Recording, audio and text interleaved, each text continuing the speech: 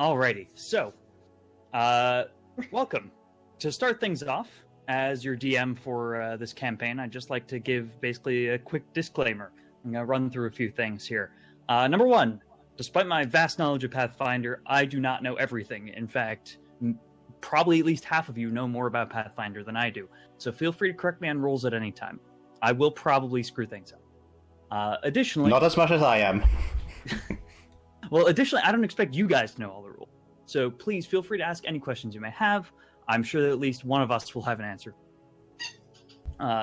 Also, I really don't know you guys terribly well, which is fine. I know roughly the screen personas of Rao and Horikawa, but that's basically it. So it's going to probably take me some time.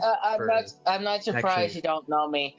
My YouTube channel is incredibly small. Got like 3 subscribers. That is just fine.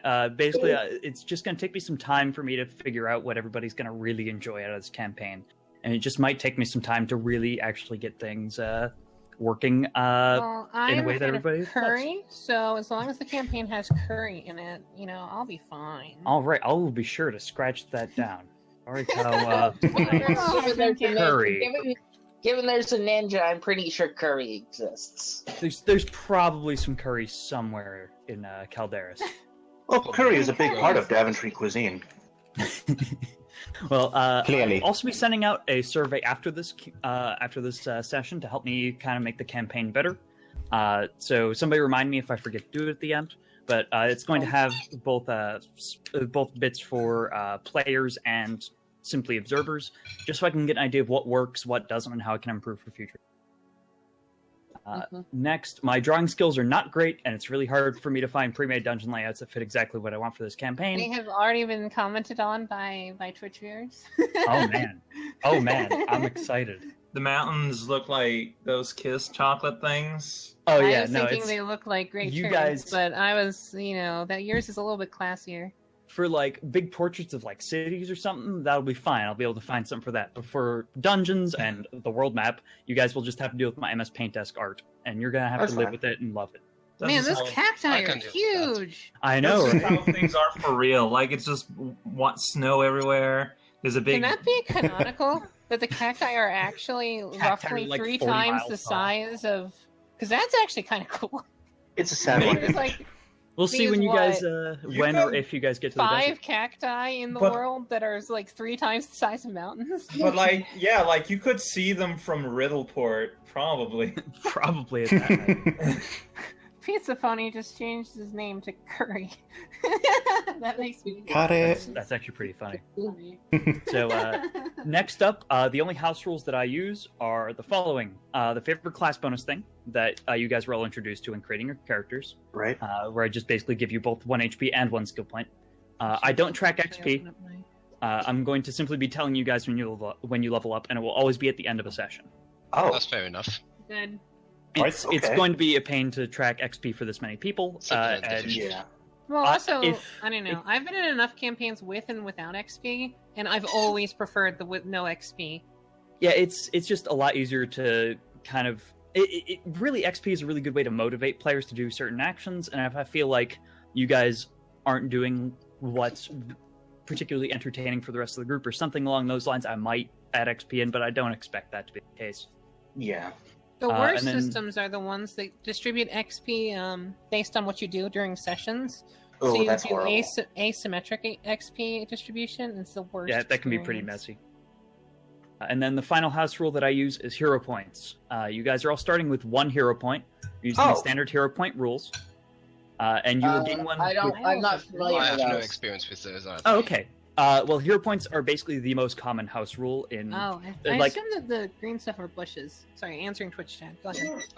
Oh yeah, well, the green stuff is actually a rainforest and a deciduous forest, respectively. Man, now I'm kind of hoping... Now I'm kind of wishing that they were actually just bushes the size of mountains. Giant bushes. Well, what is a tree but a giant bush? So how hero points work is that basically you start off with 1, you get 1 every level, and basically it's a way for me to reward you guys for doing something particularly awesome. So if you did something that I really, really like, then I might give you a hero point for that. Okay. Additionally, how I tend to work things is at the beginning of each session, I'll ask you guys, well, what happened last time? and whoever gives me the most comprehensive answer, I tend to give a hero point. Tend to, not necessarily. Okay. What do we and- use hero point for? You can bank up to 3 hero points, and you can use one in order to instigate a reroll, or to add +8. Or if you sacrifice 2 of them at once, you can quote-unquote cheat death, but that's only if I allow it, and also it works into the story nicely. All right. Lame. So there's also more rules for hero points and what kind of stuff you can do, and you can petition me for a particular type of bonus that you think would be fitting for a hero point to be spent on. But it's basically going to be a rare one-time use expendable thing that you can use in order to do something really awesome or to help you out in a time of dire need. Sounds good. All right, and then final thing I want to go over is my ultimate goal here is for you guys to have fun.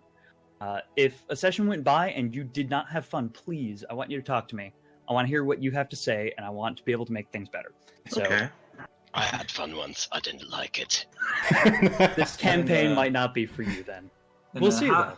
Have fun balancing what people consider fun when there's 6 of us. Yeah, no, it's going to be hard. It's going to be hard. I've been in campaigns with it's doable. Alrighty. Well, without further ado, welcome everyone to the land of Calderas, a land of adventure, a land of magic, a land of pirate necromancers and fairies that don't seem to grasp how dangerous aboleths are. This is Wow. land from which the 6 of you hail, and this is the land in which our story is told. Our tale begins in the grand city of Daventry. Let me highlight that on the map here. Daventry, ta-da! Wait, it's a Darby, bustling. Are you not? Do you not have voice, Darby? Well, Darby is not. No, the that's player. me. That's me. Oh. Okay, doke. Oh yeah, we got the. Sorry. Character names. In the Roll20 chat or whatever, I posted I tend to use Railgill a lot or whatever, the kobold, for that stuff, variations of him. That's one variation that I had drawn up. So, our tale begins in the grand city of Daventry, a bustling city known for its College of Magic and the benevolence of its king. However, Daventry My hero. also... Yeah, your hero. It also has a very robust prison system, and unfortunately for one of our adventures, that is where our story truly begins. Is it me? Me? I bet it's me. Colleen Drake's friend is woken up in her cell this morning by a grumpy human guard, banging on her bars with a spear. Wake up! Guard captain wants to see you this morning. Says he's got a job for you. If you succeed, he says he'll let you out on completion. Now, Nice. you know that you only managed to be imprisoned on charges of trespassing. On your arrest, you managed to hide your explosives in a nearby bush, or wherever you would have been most likely to hide them. I assume my explosives and the rest of my gear. You hid all of your stuff? I would assume, am I allowed to have things in my cell? No, they would have confiscated it. But your explosives, at least, you hid. Oh, that makes sense. Would you have hid anything else? I don't know. You don't know? We'll go Maybe with a no. dagger. Who the fuck knows? And that somehow worked because these guards are not the most observant. But you do know that the guards have suspected you for a while here. They've made no secret about wanting to keep you locked up for longer due to your suspected activity. So the news that they're willing to let you out for a job seems a bit of a surprise. So are you gonna take the job? I said, well, shucks. I guess I can. All right, guard captain's gonna want to see you. So he puts shackles on your wrists and feet and ankles, and then he starts leading you down the hallway of the prison. And you actually happen to see your duck in its very own cell that you happen to pass by. It's just in a cell on its own, and it quacks angrily at the guard as you pass. I'm gonna attempt to escape my chains. All right, roll me an escape artist check.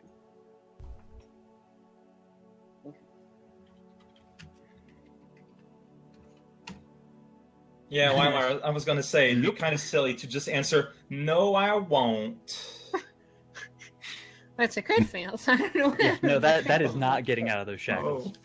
Oh. So the guard, as you pass by your duck, which is quacking furiously at him, your duck will also be released upon your successful completion. For the time being, though, we will be keeping him both as collateral and something to scry you out with if you go AWOL. I say we'll see about that. He kind of grunts. But, now we cut over to Velmir, our Dampier. Where's my lockpicking? Yep. So Velmir enters the office of the guard captain of Daventry. He had heard of this job from a town crier offering good money to anyone who could report immediately for assignment. And luckily, he didn't have anything going on that morning. Yeah. The guards of Daventry usually already pay mercenaries well, so good money in their eyes could mean a small fortune. They really must be in a rush, and it's truly an opportunity that he was not to pass up. Of course. Velmir found that he was not the first in the guard captain's office. In fact, this somewhat large office was already fairly crowded. The Dampier sees toward the front a halfling in tattered robes and disheveled hair, and a crude picture of a dog drawn on his shield. He sees next to him a rather serious dwarf with an actual dog beside him. It's a great mastiff that nearly looms over the halfling. And behind them stands a sylph. It's kind of hard to tell with that race, but it seems to have some sort of fish-bird thing sleeping on its head. And then finally he sees a kobold? That can't be right. I want you to roll me a knowledge local check, actually, Velmir. Right. Knowledge local. Pop. All right. So you don't notice anything about this kobold in particular, but you do recall hearing something about a kobold in the news not too long ago. He seems out of place, but he doesn't seem to be trying to stab anybody at the moment, at least. So that is good. That is good. That is good. That is good. And just as Velmir begins to notice that there's nobody at this desk, at the desk at the center of the office, the door bursts open behind him, and in walks a stocky dwarf. Greetings! I am Captain Ovagar Stonelaw. He shoulders his way through the crowd you're all making at his office, with a giant Gila monster in tow. One moment. Yep.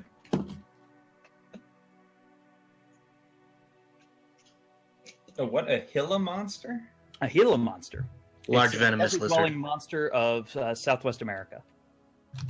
I will post a picture of it in the advanced group chat. And this one's giant. This is one like roughly the size of a small horse. I kind of blanch and flinch away. And I'm back. Oh man. That Alright. is a powerful lizard. Yeah, no, this is a big old lizard. He shoulders his way through the crowd with the giant Gila monster in tow, and he takes a seat behind his desk and says, "You all must be here for the job."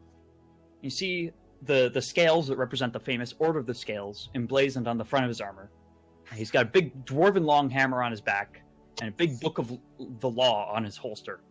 And his Gila monster curls up in a big, almost a doggy bed in front of a food bowl labeled for Ceastus. Now, we don't have a lot of time, so let's get right to... Oh, hold on, I see we have another visitor after all. The rear door opens one more time, and in I imagine, storms a human woman in shackles. How would Colleen enter this room? Oh, I'm waving to everyone. I'm relatively Okay, friendly. all right, so you're being friendly to everybody. I mean, I'm thinking of ways to kill them all, but All right, that's all right. not publicly. Gotcha. I stroke my beard thoughtfully. You see kind of stare this at her. human woman enter the room, in shackles, led by this slow, hefty human guard. And Captain Stonelaw speaks up and says, "I assume you're interested in the job then, Miss Drake's friend. Otis, unchain her. The rest of you, if she tries anything funny, be sure to restrain her and return her to our care." Okay. Otis the guard pulls out a key from his belt and releases Colleen's shackles. Captain Stonelaw pulls a bag out from under his desk and places it on top of it and says, "These are your possessions from when we first arrested you, Miss. The rest of your signature equipment is still unknown as to its location right now. That's probably better for your sake." Now, so And you better actually... for yours, I assure you. So you get handed a bag full of everything except for your alchemical flasks and bombs. Okay, I know where those are. That's fine. Yep. Now, for the lot of you, we are sending you to a crypt partway up the mountain trail to the west when you exit the city. We've had one of the priestesses of Yolana go missing during a routine blessing of the graves. We suspect foul play, and she's been MIA for about 2 hours. You are to go up there, infiltrate the crypt, ensure her safety, and then return safely here, dealing with anything out of the ordinary with extreme prejudice. Any A paladin questions? does not infiltrate. A paladin will march in standing proud, and you know how the deal goes. I'm paying you all to handle this. So you can handle it however you like. It will be done. This priest is back safe. A great one of these minutes. And I'm just listening in silence. So, All right. Anybody have any questions for him? He did just ask. why do you need 6 people to do this? Like, what are you expecting there to be in there? I'm gonna need you to roll a diplomacy check. Alright. Alright, so that's... Okay, right.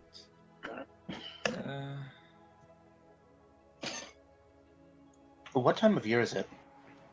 It's about early fall. Okay. And what is the weather like today? Is it lovely? It is lovely. It's barely a cloud in the sky. Birds are chirping. It's a wonderful early fall day. And The worst kind of do weather. this diplomacy check out of the water. So Captain Stonelaw is like, oh, okay, I didn't want to hide Stonelaw? this. Yeah, his name is Captain Ovigar Stonelaw of the Order of the Okay. Scales. It's a traditional dwarven name. It is a traditional dwarven name. So he sits up and says, okay, I understand a lot of this might not make sense, but the priestess in question is Astra, daughter of Duke Jensen of the royal family. So we have a witness claimed to have heard screams coming from the crypt approximately 90 minutes ago, and we need this done ASAP and as safely as possible. Well, Get in, Yep. rescue VIP, get out. Got it. So given the high stakes of this job, the reward will be quite substantial. It will be 250 gold each upon return. What is the prison made of? The prison is made of stone and has standard iron bars.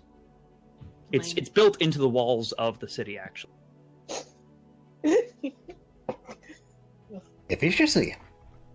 Any questions? Does alchemical fire have an impact radius? It does. It has a splash radius of 1 square, 5 feet. Would it be enough to destroy stone? No, stone does not burn. Well, yeah, Generally. but the Alchemical impact... fire only does fire damage. Okay. Like, it doesn't do force damage, it's strictly fire. It's like a fire bomb. mm-hmm. So if you have no further questions, we need this done immediately. There's no Yeah. time to waste. Well, I'm your dwarf. Sir, yes, sir. I see that you too are part of one of our orders. Very respectable. Hopefully we can get some more work with you in the future. What is this building made out of? This is actually an abutment from the wall, and is also made of stone. Are there any buildings made of wood? Yes, but you're going to need to go into town in order to actually burn a building down. Okay. That's why the So- guy says you in character. So, assuming that there are no questions, and where do you guys go from here? I'm gonna go pick up my shit. All right. So, how are you bringing this up to the group? I say, well, shucks, y'all. I gotta go pick up my explosives. And then I go and pick up my explosives. I have a bad feeling about this. Are you gonna follow her to make sure there's no foul play? If we're required to take her, you might as well follow her and make sure she doesn't do anything funny. I Like, I'm not saying anything, but Pineapple will lift off my head and follow the human from the What sky. kind is pineapple? My Eidolon. It's a fish bird Here. thing. Oh, huh. He actually drew a little picture of it. If you want to, under the pins on the advanced group chat, there's there is a Google Drive, and I actually posted that picture in there. That has all of our character information. Like, it's literally a fish with bird feet and wings. Okay. It's cool. adorable and terrifying at the same time. Do I notice it? I assume it's not going stealthily. Well, it's just that after you leave the group to do that, it lifts off into the sky. So can I assume that Can you I- guys are gonna like meet up at Can the? I notice that? Can I roll a perception check? Is Pineapple trying to be stealthy? Not particularly. It's just trying to. Yeah, you notice that this weird fish bird thing is indeed following you. I'm gonna animal handle it. You Not can an animal. certainly try. But it's probably not going to have much result. I'm not gonna make it not like go away from me. I'm gonna call it forward so it can travel with me along my side. All right. Well, Get back to it. so Rao, how would Pineapple respond to this? I mean, yeah. Like, if it doesn't sense any like ill motive or anything, it'll definitely fly on closer. It sounds like Pineapple needs to make a sense motive check. All right, sounds fair. There's nothing, negative about this. Yeah, I know, but it doesn't know. That's fair. Pineapple thinks this is great. Great idea. Let's follow the human out of prison.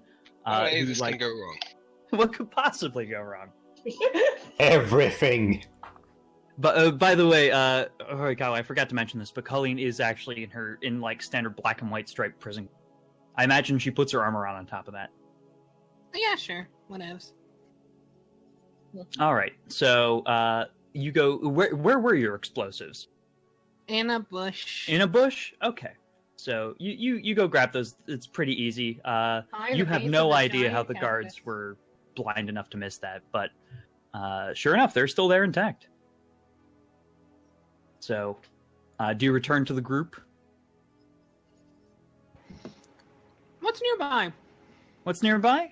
So you are actually toward, kind of along the wall of Daventry. This is more like, this is closer to like where the suburban area meets kind of the professional guard buildings.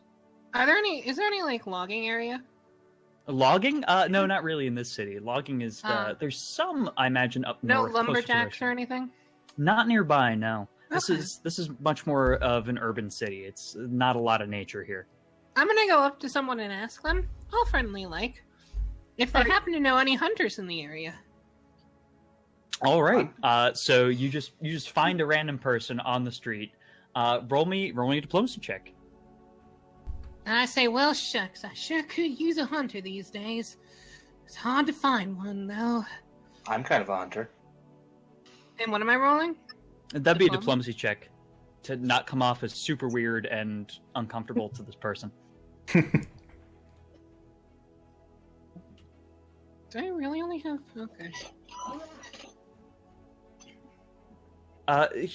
She kind of the person that you find, she's not terribly comfortable with. She's just trying to go about her daily business. It looks like she's got like a big old bag of groceries in her hand, and she clearly is not interested in conversing. She goes, "There's probably some toward town center. I gotta go." I head there. Now, at this point, is Pineapple still following? I'm Well- petting Pineapple and talking to it as well. Yeah, and like as long as we're within reach, I have no reason to cut connection yet. So that's actually heading to the center of town is going to be quite a walk, because you guys are right on the edge, right near the front gates. Oh yeah, if So that would, based on the summoner like distance limit, it's gonna get strained a bit given how far away she's gonna have to move. yeah, like if we get too far, then like without really being able to explain, Colleen will just see at some point Pineapple just take off and go back in the sky. We'll keep keeping an eye on what's going on, but just from by being in the sky, basically. So you guys actually exited when you exited the guard captain's office. That's actually it's kind of near the front gate, just so you can check in like incoming customs questions and things like that. So there's the big main road that heads down the city to the center, and I imagine that's where Colleen would be walking down toward the center of the city.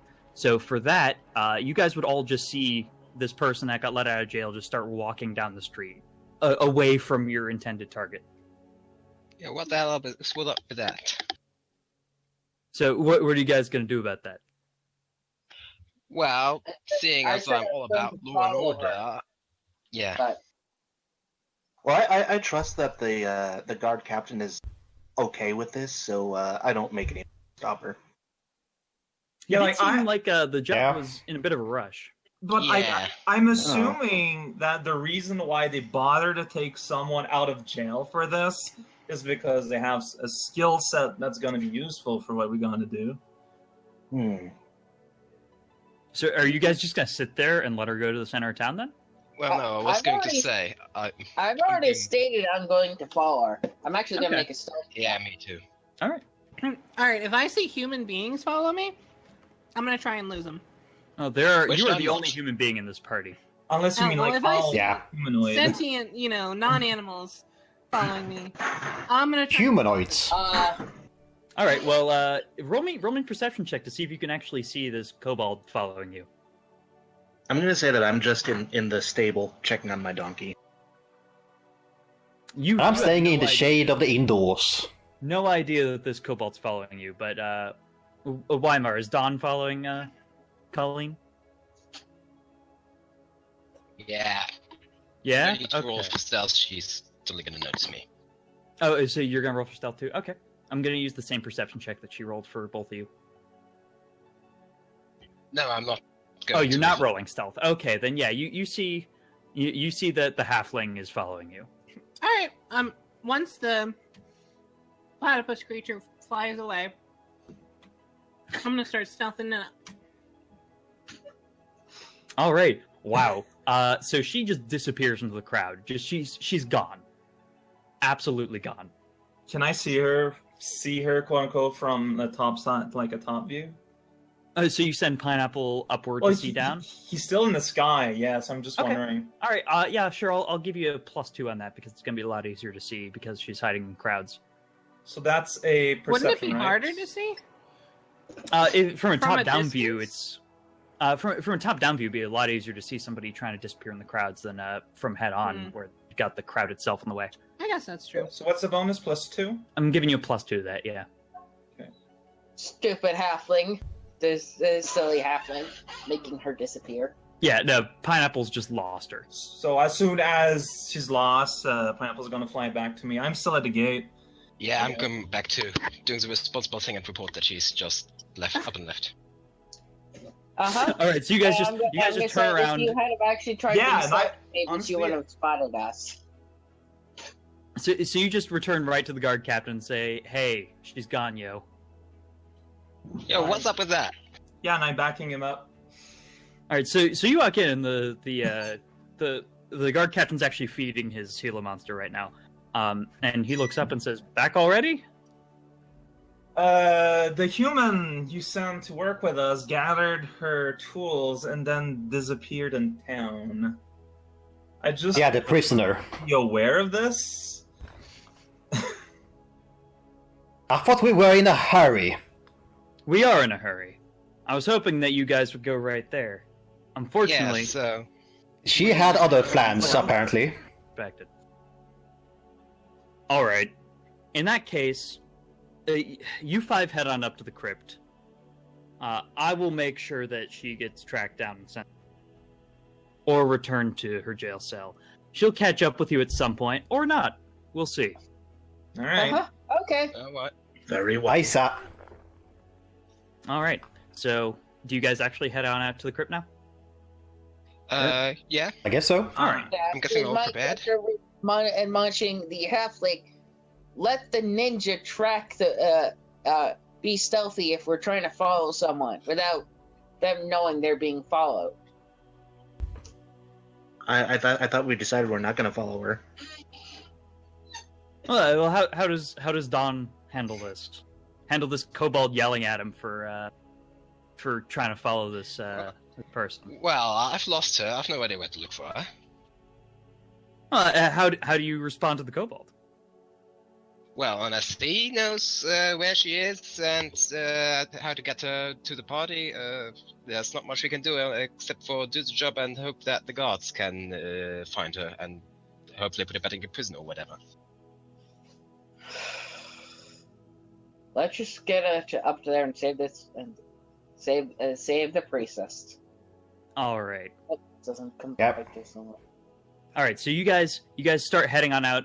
You guys exit the giant portcullis that's raised for the day out into the plains of Calderis. Daventry's kind of nestled among the mountains, but there's nothing in front of it to prevent viewing the vast open plains of this beautiful countryside. The birds are chirping, the sun is shining. It's gorgeous, and you actually see a very large line of caravans waiting to get through customs to come into the city, and you see the bridge that's currently up. That's actually built into the back of a giant who currently has the bridge. He's hired by the city to hold. Mm-hmm. I get that reference. Good. I imagine some people will. The original campaign that I introduced Daventry into my world in did not get that. So I don't that's get why it. it's still in my world. So you guys start heading out. Yep. But Terrible weather as it is, I'm using my parasol. It's a very terrible weather. all right, so you whip out this garish parasol. Does it still have Hello Kitty all over it? Because I don't think that was entirely. I don't know. The color is indescribably garish. So whatever you imagine. Indescribably garish. I like it. That would Yes. be my favorite description. So, Colleen, where are you going right now? You're heading into the center of town? Yeah, I'm looking for a leather worker. All right. So, you actually, after about probably 5-10 minutes of walking, you make it to kind of the market district. And sure enough, you do find you do find a leatherworking shop. It seems to be run by a very beefy elf, and it's simply named Arseniev's.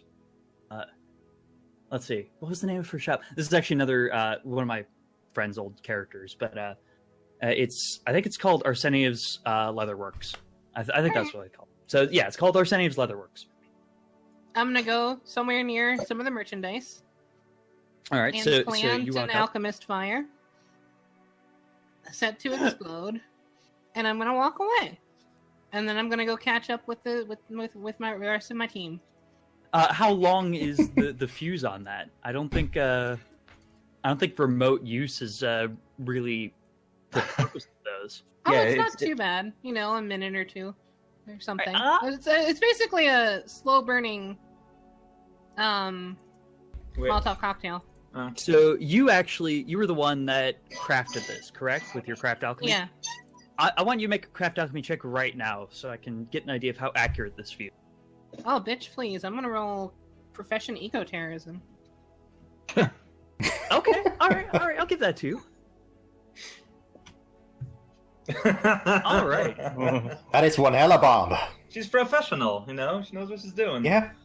All right, so you're probably about 15 minutes behind the others, unless you're bolting, because I imagine they're probably not moving terribly fast as a group of 5. I'm Or going pretty fast. 7 if you count their companions. All right. So you catch up with them just as they start going up the mountain path to the west. And as they're getting pretty far up there, you actually manage to catch up. Do I notice the explosion on my way back, or a fire or anything? You said this was like a 1 or 2 minute fuse? Yeah, 1 or 2 minute fuse. All right. So as you're walking away, are you doing a whole cool guys don't look at explosions kind of thing here? Yeah, of course. And I'm listening right. for screams. Oh yeah, no, you hear some screams. You hear aggressive, raging shouts and a whole bunch of clamoring. It sounds almost like somebody's trying to put out the fire by smashing it repeatedly with a sword. Do we hear this? No, you guys are outside the city. Okay. Yeah, you're long gone. Sounds good to me. I'm pleased with myself. I did my good deed for the day. And you are down 1 alchemist. Good citation. I know. All right. So, You guys are heading up the mountain path. Let's see. So, after about 30 minutes of traveling total, Colleen is caught up with you probably about 20 minutes into your journey. And after about 30 minutes of traveling total from the gate up the pass, you find yourself approaching a crypt. It's off the side of the path, and it's kind of built into a cliffside, right into a sheer cliff face. And you actually see a horse tied up to a tree just outside the crypt. So, that might you guys be the priestess or whatever horse. Well, I tie my donkey onto the tree next to the horse. All right. So you do so. You notice the horse is a little freaked out. It seems to be giving you guys a very wide berth. It seems to be also tugging at its rein. So you do notice there are several engravings upon the very ornate doors. It's a big double door for the crypt. Now, I want you all to roll me a knowledge local check. All right. I don't have knowledge local. That's fine. That is fine. What about knowledge geography?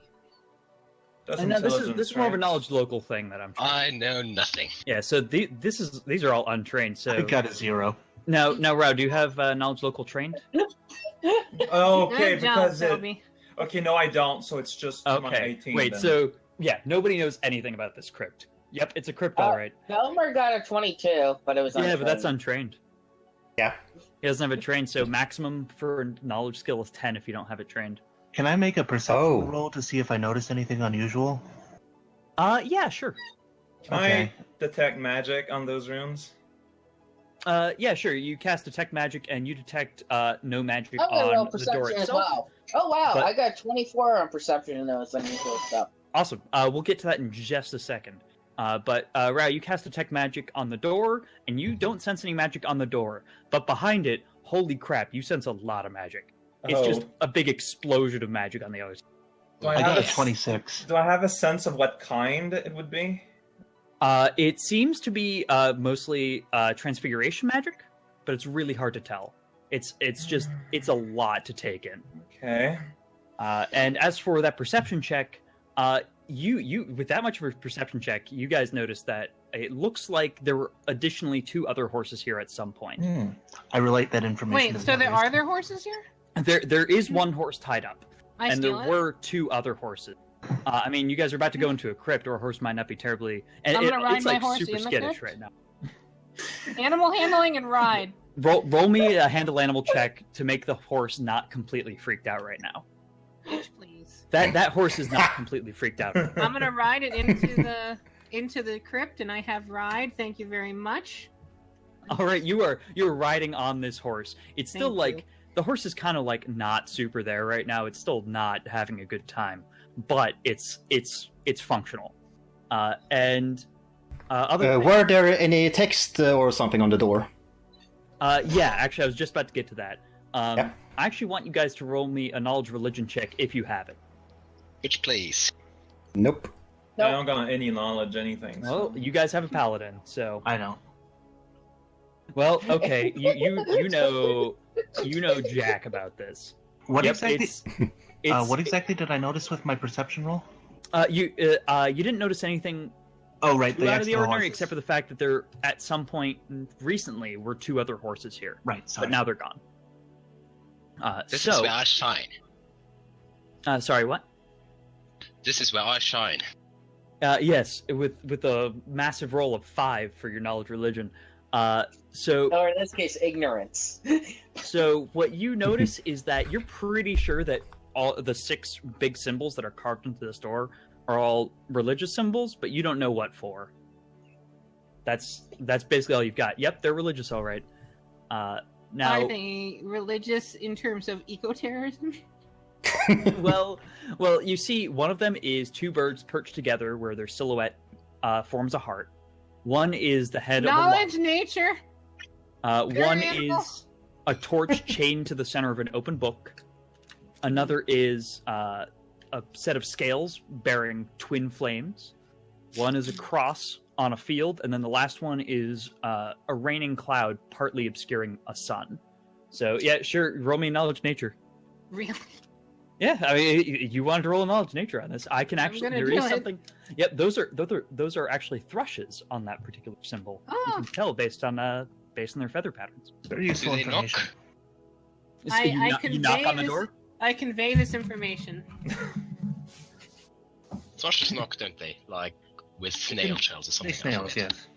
So you turn around, like you all get to this door, and everybody's like, what are these symbols? And you turn around and say, those are thrushes, guys. Works for me. I'm not Alright. sagely. But in a southern accent. But in a southern accent. Y'all, these are thrushes. There's something. So These are did I hear thrushes, somebody y'all. say that they were knocking on the door of the crypt? No, I was referencing the Hobbit. Okay. Okay. I'll knock on the door of the crypt. Fuck it. All right, you knock on the door of the crypt, and you hear nothing. Do we not have a rogue? We have a ninja. Well, close enough. Detect traps on that shit. You Uh, should have that. I think. I can roll actually, deception check, but I'm actually counting the previous perception roll as looking at the door as well, and you saw no traps back then. Okay, doke. okay. So, yeah, I'm going to go open the door then. All right. As you open the door, your eyes are not greeted with darkness as you may have expected, but instead they're immediately assaulted with bright colors. There are bushes of cotton candy, mushrooms with tops of peppermint, a path made of giant gumdrops, candy corn embedded as decor on the walls, and a river of swiftly flowing liquid chocolate that cuts across the whole room. Fucking Willy What? Wonka shit up in here. Let's actually go there now on roll 20. And let me Oh my actually god! reveal I saw scenario. my OBS go back, and I was like, "What is going on?" So on the far side, you actually do see, two doors, and I think I've given everybody control of their proper tokens. These are the best approximations I could give for your tokens. Hopefully they're fit. I am using that exact token for my D&D character, except it recolored. So that's perfect. Perfect. Yeah, if you guys, Which one? Is it? yeah. Oh, let me change the music too. Oh, here. I have control of mine. Okay. Philby, go into gear. There's an option for chat avatars. Next Thank session, you. can you, or next time you need to make the tokens, I think I earlier in roll 20 gave what my character looks like, or a variation of him. Yeah, but kobolds are limited in the free app. We can work that out later. That's not a problem. Well, I mean, you can import pictures. Yeah, but it won't be from top down. Like it'll look weird. Yeah, regardless, we'll work with this for now. We can hammer this out for next time. But here you go. This is the area. So yeah, you are overpowered with the smell of sugar. And this place looks like Candyland mixed with Willy Wonka. Make it will safe not to it's completely absurd. Presentation. The Candyman can. So yeah, this is overwhelmingly intense, and you guys see two doors on the far end. And If we don't find Oompa Loompas, I'm gonna be disappointed. I Me will not too. spoil anything. Alright, fair enough. So so this swiftly flowing river of chocolate cuts across the entire room, and there's actually a waterfall on this side, but it's really hard to draw a waterfall from the top down. And it Can I seems see if anything's living around here? yeah, sure. Roll me, I guess that would be a knowledge nature check. Makes sense. Or survival, maybe? Maybe survival, maybe perception. Pick one of them. Well, survival is my best of those. So. All right. You are looking around, and Do I see like evidence of tracks of creatures or you anything? see no evidence of any sort of tracks of creatures. It looks like you guys are the first ones through here. Huh.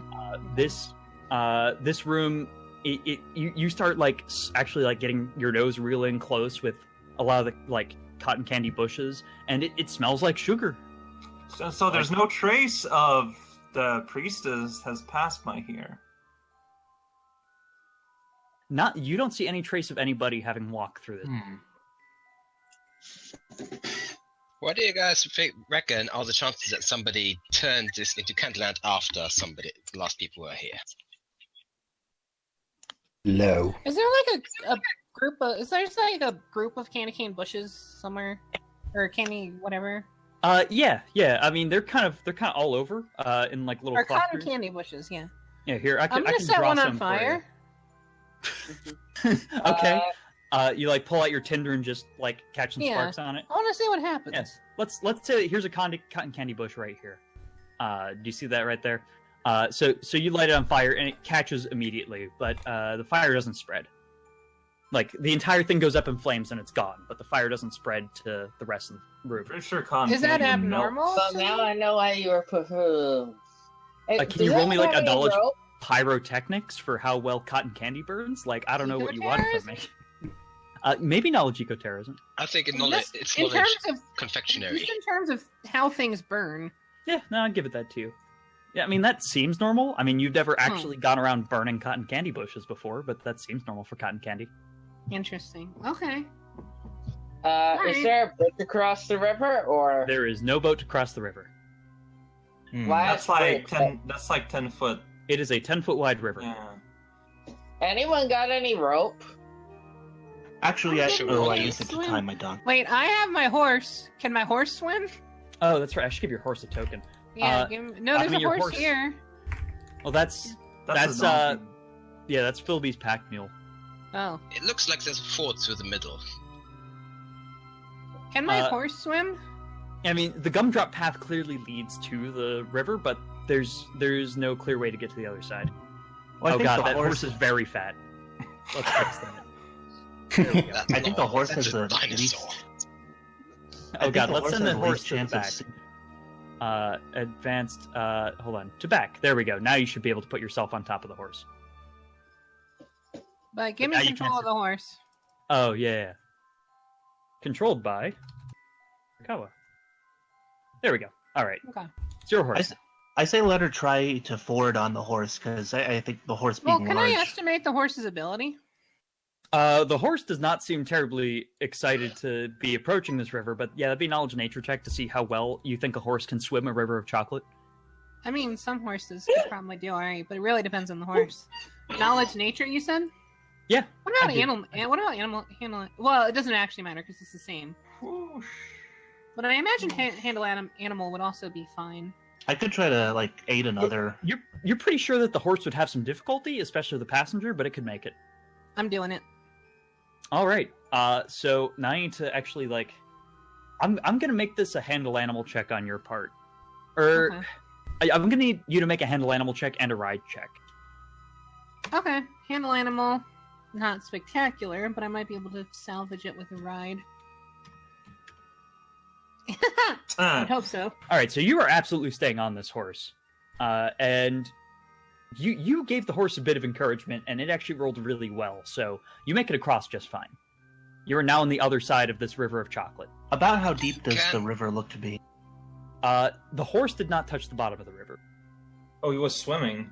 Yeah, you I don't know how really- deep it is. Chocolate's pretty opaque. Can How Pineapple wide carry is the it? rope across the river? Well, very easily, yeah. We can just give Pineapple a rope. We'll send it over to Colleen, and we can just use that. I can and- drag you over. Or just like hold it still, like or tie it to the horse to hold it still taut, and we can just like use the rope to. I mean, there's no problem in me just dragging you over. Maybe just a space required, but Well, I mean, I can go horizontally, like there. that's true. Yeah, that would work. Unless anyone wants to swim this. No thanks. It's actually running pretty quickly, so it's it'd be pretty hard to swim. Not impossible, Okay. not by a long shot, but it will be a solid challenge. What would the jump be? It'd be a DC 10 for running start, wouldn't it? Yep. To jump across. Yep, for acrobatics. So if you feel like jumping, you can probably just make it because you are a ninja. I kind of forgot about the advantages of acrobatics. And handy. so I'm gonna go roll. Oh yeah, Oh. you freaking clear it. You like slam into the wall on the opposite side of the room. That's how well you rolled. You jumped so far. Do we see where the river flows into? Like, does it just go into a flows- hole or something? It actually flows into a grate at the far wall. Right, so It looked easy enough to jump it, so I'm gonna try it as well. All right, roll me an acrobatics. Yep. 17. Oh yeah. Would you look at that? Yeah, you made it. You made it across just fine. Yeah. Could Colleen like throw me a rope and then I just hold it while I try to ford it? I Oh, mean, you're that gonna makes ask the Colleen. most sense. Yeah, that's what I'll be doing also. Sure. I mean, I have rope, I think. Pretty sure. I have a Well, ranger's kit, so... like, yeah, I'm I pretty have sure rope. Ranger's Kit has rope. Yeah. Okay. Right, so like everyone has ropes. So I'm gonna tie it to my horse don't and have throw it rope. across. So, sorry, I'm working under weight limit and rope is kind of heavy. And You are very small, so I think that's understandable. So, yeah, just roll me a dex check to see how well you throw this rope. The Candyman Pizza Pony? Alright. Dex check? Yep. Meaning just raw dex? Yeah. Okay. Now, yeah, Philby, You roll know me a dex what? check It to doesn't actually matter. catch it. It doesn't matter. I'm We gonna have a take flying critter for that. Okay. I'm gonna take a 20 on roll. You I'm get to throwing my play- rope. Okay, that's fine. Yeah, you throw It just across takes me like fine. 10 minutes or something. Eventually, yeah. 2 minutes.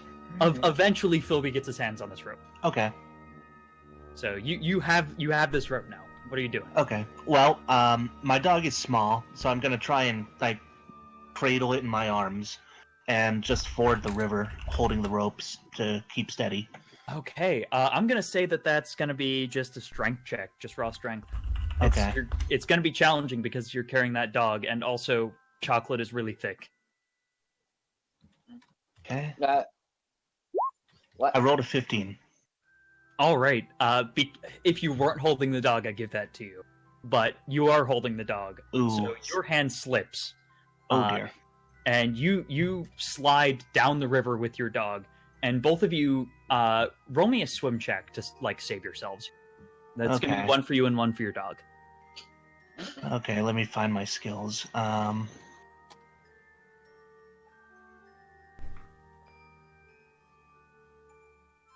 Okay, this is for me.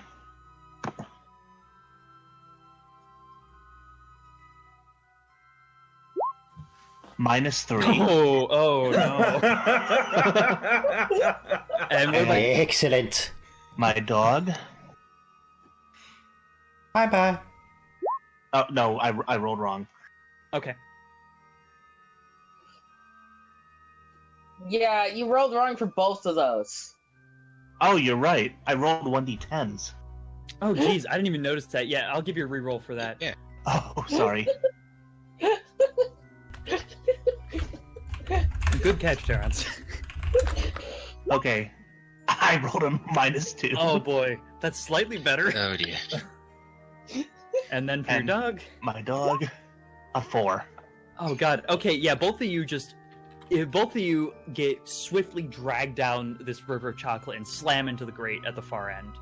Yeah, so And no, it's I- gonna be the other Well, direction. I won after them You guys and are try to over. get them out somehow. Yeah. So you guys are just slammed against the grate. At this point, yeah, at this point you're probably gonna need some help to not drown. But you each take. So your dog takes 6 damage and you take 2 damage from Ooh. being thrown down this river. Okay. All right. So yeah, if the halfling's gonna help, halfling make a strength check to at least prevent them from drowning. Is your dog more than 5 pounds? Okay. Yeah, you successfully grab them both and keep them. My dog Stable is from drowning. 160. I'm a hero. You are a hero. You just saved 2 of your party members from drowning in literally the first encounter. How much damage? How much damage did I take? You took 2 damage. Your dog took 6 damage. Okay. I'm still doing okay. And So- now both of you are stable and not drowning. Okay. And currently basically being held in place by this halfling. Oh boy. Alright, another strength check to get them out, or... Yeah, I imagine it'd be pretty easy because I imagine they would also be trying to. Well, now at least I can like brace myself against the grate. Actually, I should have done that in the first place. Yeah, you managed to pull them both out just fine. Yep, so both of you are now on Nice. solid land and just drenched in chocolate. Is the chocolate good How- tasting? I was Are you surprised- tasting the chocolate? Well, not out of him, but he can. He's drenched in it. So. Yeah. I'm how gonna does say it you got taste? some chocolate in your mouth, and I'm gonna say it tastes actually really good. It's actually really good. This is some high quality chocolate. This is some high quality chocolate. I'm going to empty my water skin of water and fill it with chocolate. All right, you've got a water skin full of liquid chocolate right now. Be sure to add that to your inventory. No chocolate skin. Chocolate skin. All right, so you've still got half your team stuck on this side of the river, though. Okay, Well, I'll try to. I cross say the we rope leave too. him. It's fine. We'll guard. Let me through the rope so I can toss it over again. okay, I'm gonna try doing the same thing, this time bracing myself against the grate. All right. So, Colleen, are you gonna humor him and go to the far end? You know, she Yeah, doesn't really sure. have to. Okay. All right. So, yeah, I'm gonna imagine you just take 20 to toss it over again, Yeah, and there's no reason not to. yep. Now, just make another strength check to bring you and your dog across. This time, I think I'll also Yeah, take you're 20. gonna get some innate bonuses here because you're actually bracing against the grate. It's substantially easier. Can you take a 20 on a strength check? I guess No, we're no, Well, okay. he's not getting a 20 on There's a this, penalty but- for failure, okay. so you can't take 20, but taking 10 So- should be safe. Okay, so what bonus do I get? I'm not gonna tell you. Okay. I got a 15.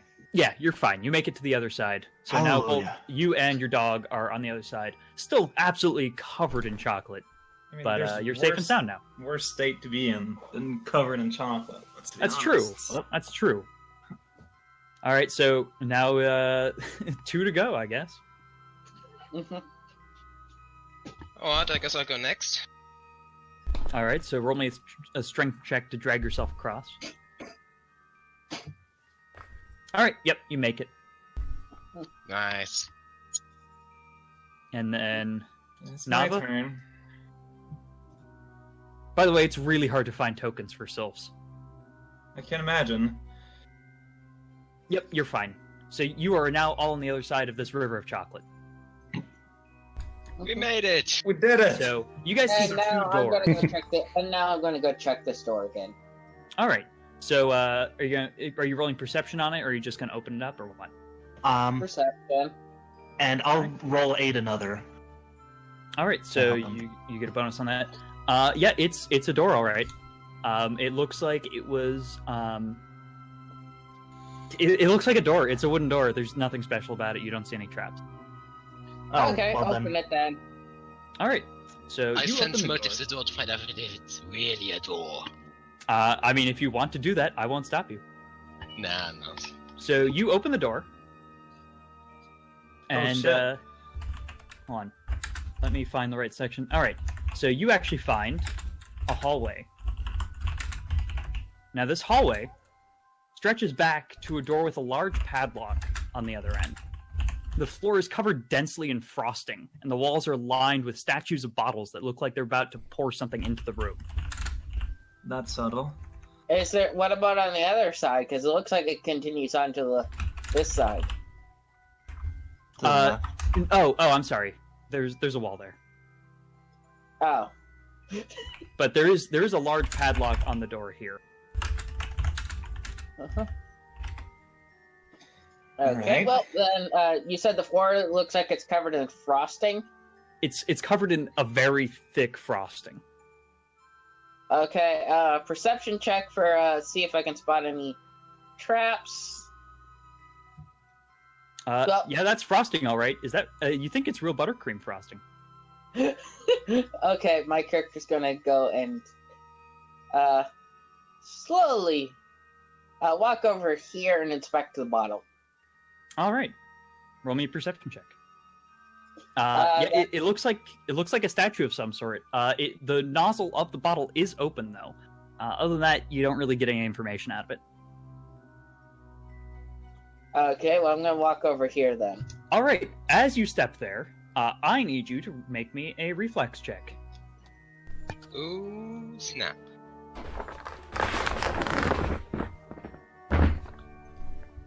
Oh.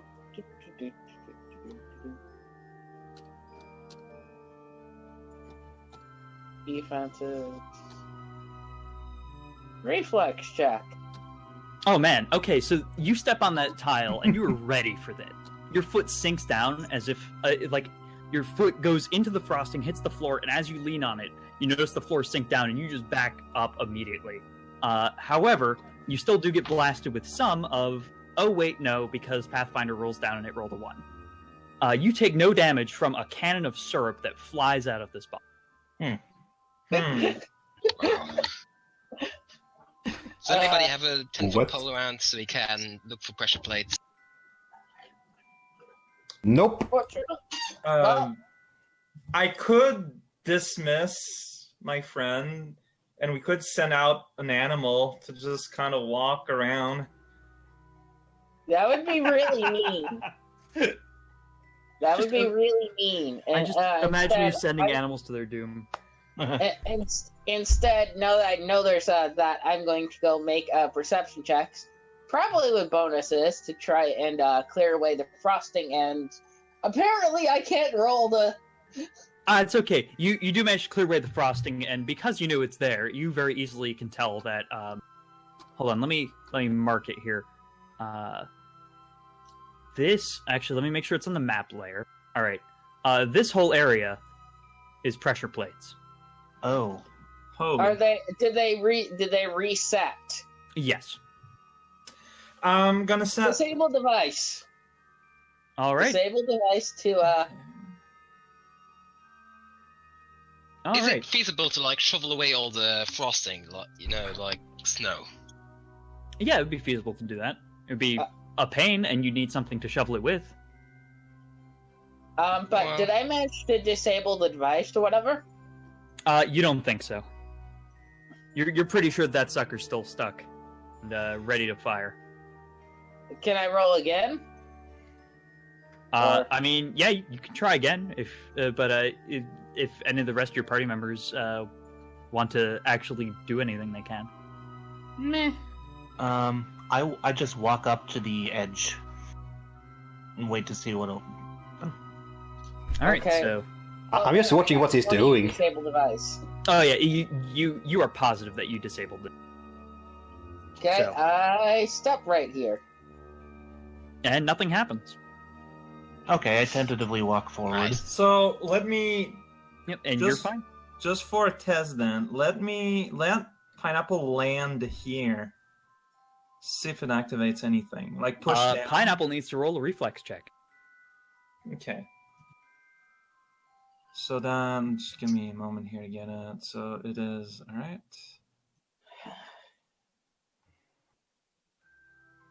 I have a trident. Can I use that as like some sort of pole to just poke around for pressure plates?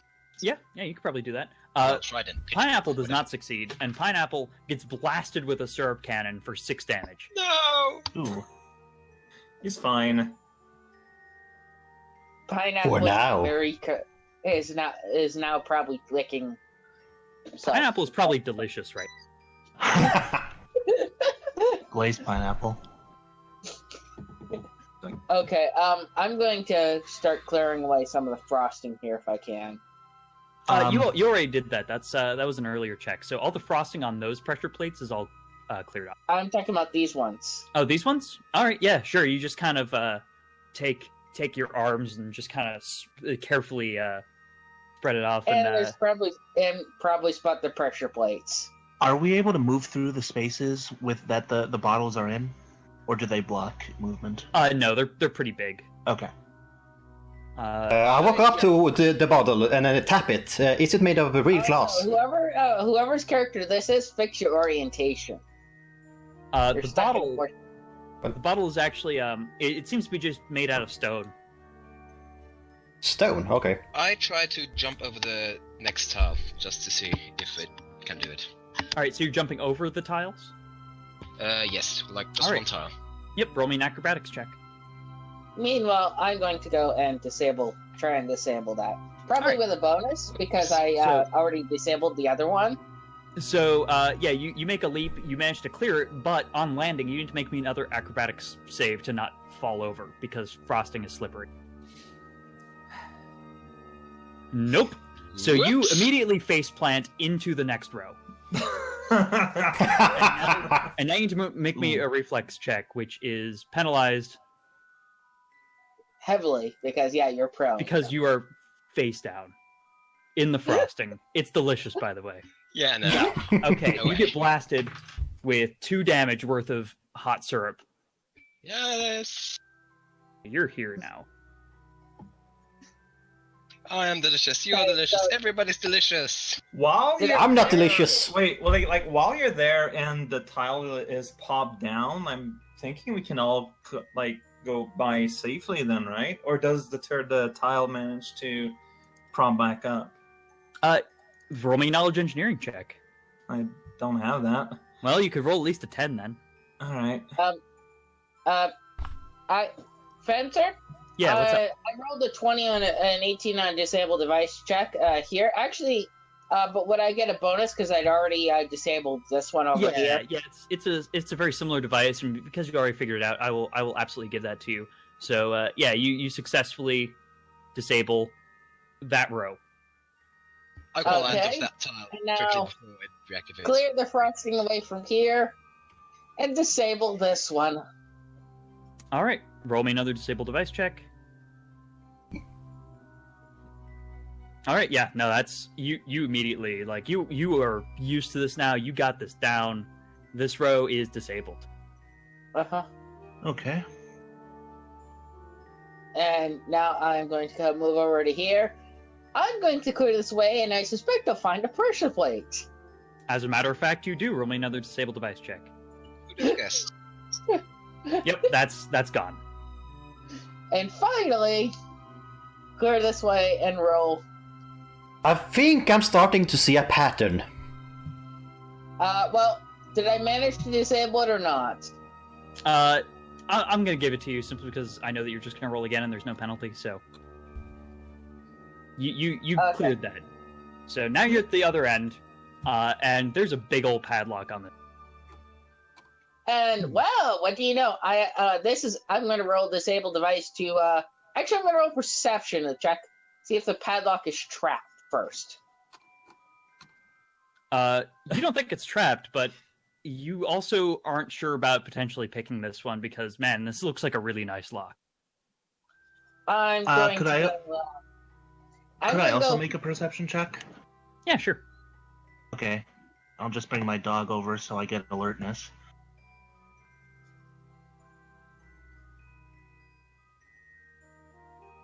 $19?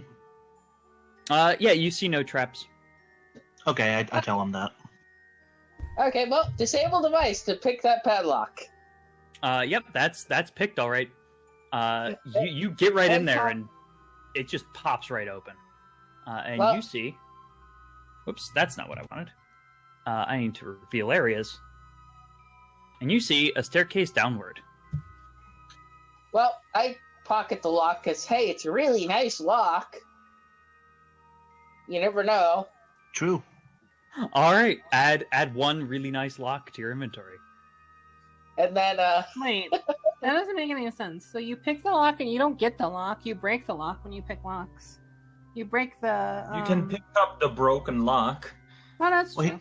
He didn't break the lock, he just unlocked it. yeah, I've done a brief amount of lock picking in my day. It's still functional.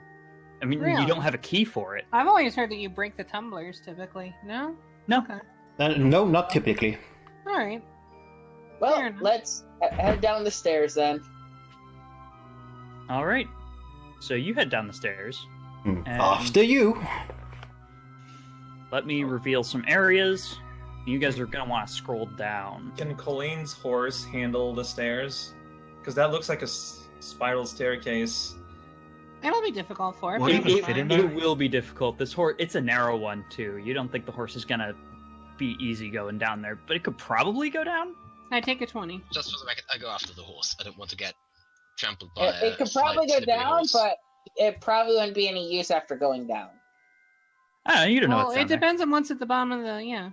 All right, yeah. Roll me a I'm just- handle animal check to convince No, this I'm just animal gonna take to a go down. 20. Oh, okay. I mean, yeah, sure. There's You no can- there's no time pressures. Yeah, no, that's true. All right, so you go all the way down Oh, yep, that's what I was Lower. trying to do. Was So you guys go way down. So you guys are gonna want to scroll down a bit and move your characters respectively. Where? Down and to the left. Mhm. Is there a way to like zoom out? Yes. Yeah. So the bar on the yeah, upper I right. see it. You can pull Okay. that down in order to zoom out. Mhm. All If you right. hold down Alt, you can use the mouse wheel as well. Oh, that's good to know. Thank you. Change the music a little bit here. That was So pretty appropriate. thank you. You head down the spiral staircase, and the seemingly sourceless bright light that permeated the upper floors fades swiftly away. The room you enter is dark, but still smells just as sweet as the rest of the crew. You notice coffins resting in alcoves of the frosting-covered walls.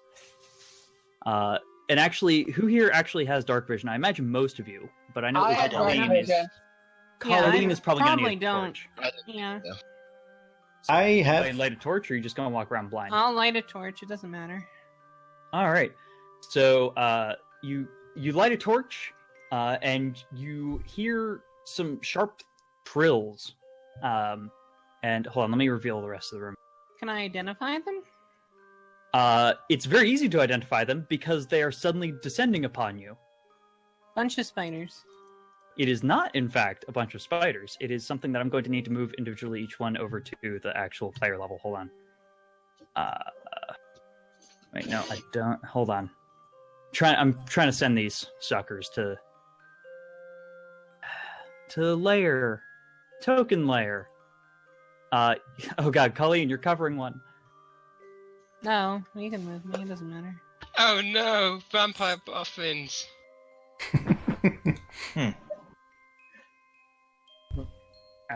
Okay. All right, I can just group these last three and bam. All right, everybody roll initiative. Cupcakes of Doom! Well, I'll go last.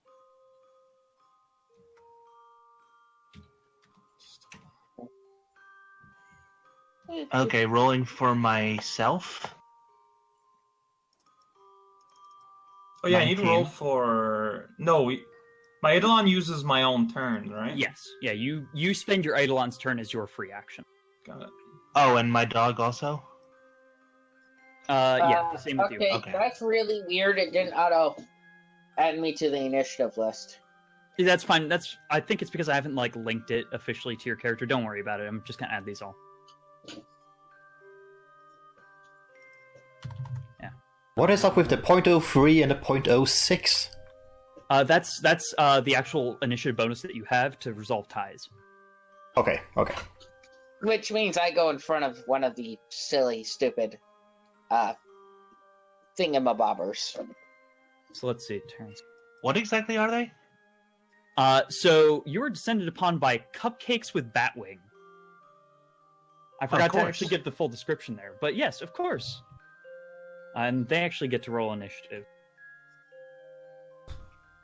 Yeah, even the ceiling is covered in frosting. Just everything is frosting in this room. They rolled.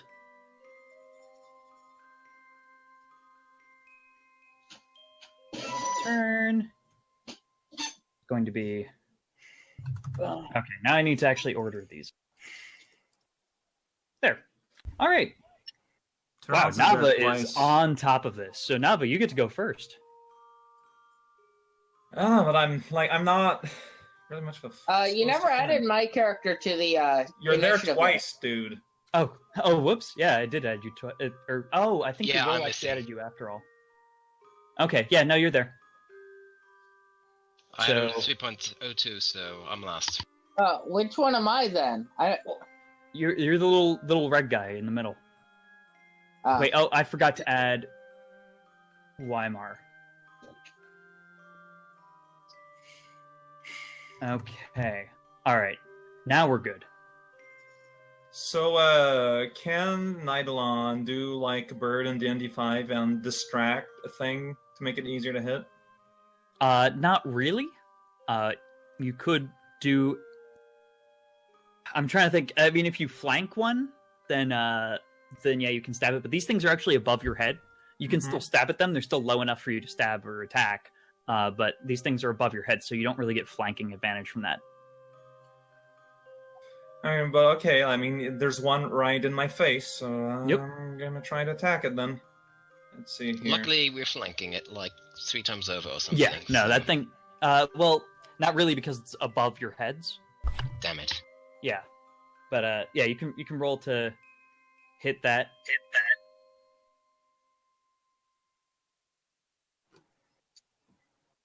All right, that does not hit this this cupcake bat. All right. So you also get to control Nava, and you get a move action if you'd like to use it. There's not really much I can move to. And not a terrible ton, no. What about You can move what about through Pineapple? your Where's Yeah. Pineapple? Pineapple's gonna try to attack also. All right, Pineapple actually gets three attacks in a turn if she takes a full round action. Or he? What is it? It doesn't matter. Hey. All right, so just looking for it spam. All right, it's +1. I'm hearing echo. Me too. Someone's Yeah, mic. me too. It's from Terrans. What? Oh, whoops, sorry. Yeah, could you turn up your mic threshold? Please.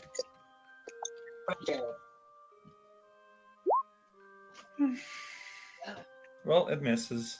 Well, you get 2 more attacks if Oh, Pineapple's all right. spending a full round action to Yep. attack. And yeah, misses. And yeah, none of those hit. You swing furiously at this cupcake bat, but it is like just very deftly dodging out of the way. I'm just still a bit. hearing. Yeah, echo. it is worse than it was before. I'm not hearing myself. Okay, it Okay. sounds like it's Yep. fine. Is that working for you, Terrence? Yes. Okay, Alright. Okay. awesome. All right, it is Nori Houndstooth's turn. Philby. Sweet. All right. Well, I take a free action to take a 5-foot step over here. Mhm. That doesn't provoke attacks of opportunity, right? Nope, but you Moving can't move into? the rest of the turn. Right. I'm going to use my move action to handle my dog and tell him to protect me. And I think I roll handle animal for that. I don't know the rules for that off the top of my head. I'm gonna have to trust you on that one. If again, just- if you got commanded to attack something, The you only might trick roll he hand knows is animal to get the only attack. trick he knows is guard. Oh, okay, okay. You're using the guard trick. That makes sense. Okay, yeah. I think that would Good just be a trick, handle yeah. animal trick. Good dog. Good dog. Okay, so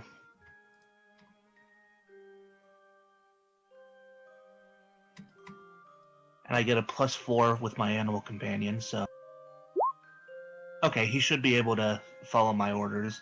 Oh yeah. And I will use my standard action to attack the bat to my bottom left. Yep. The one that your dog's right next to. Yeah. All right. Roll to hit. Okay, bringing up my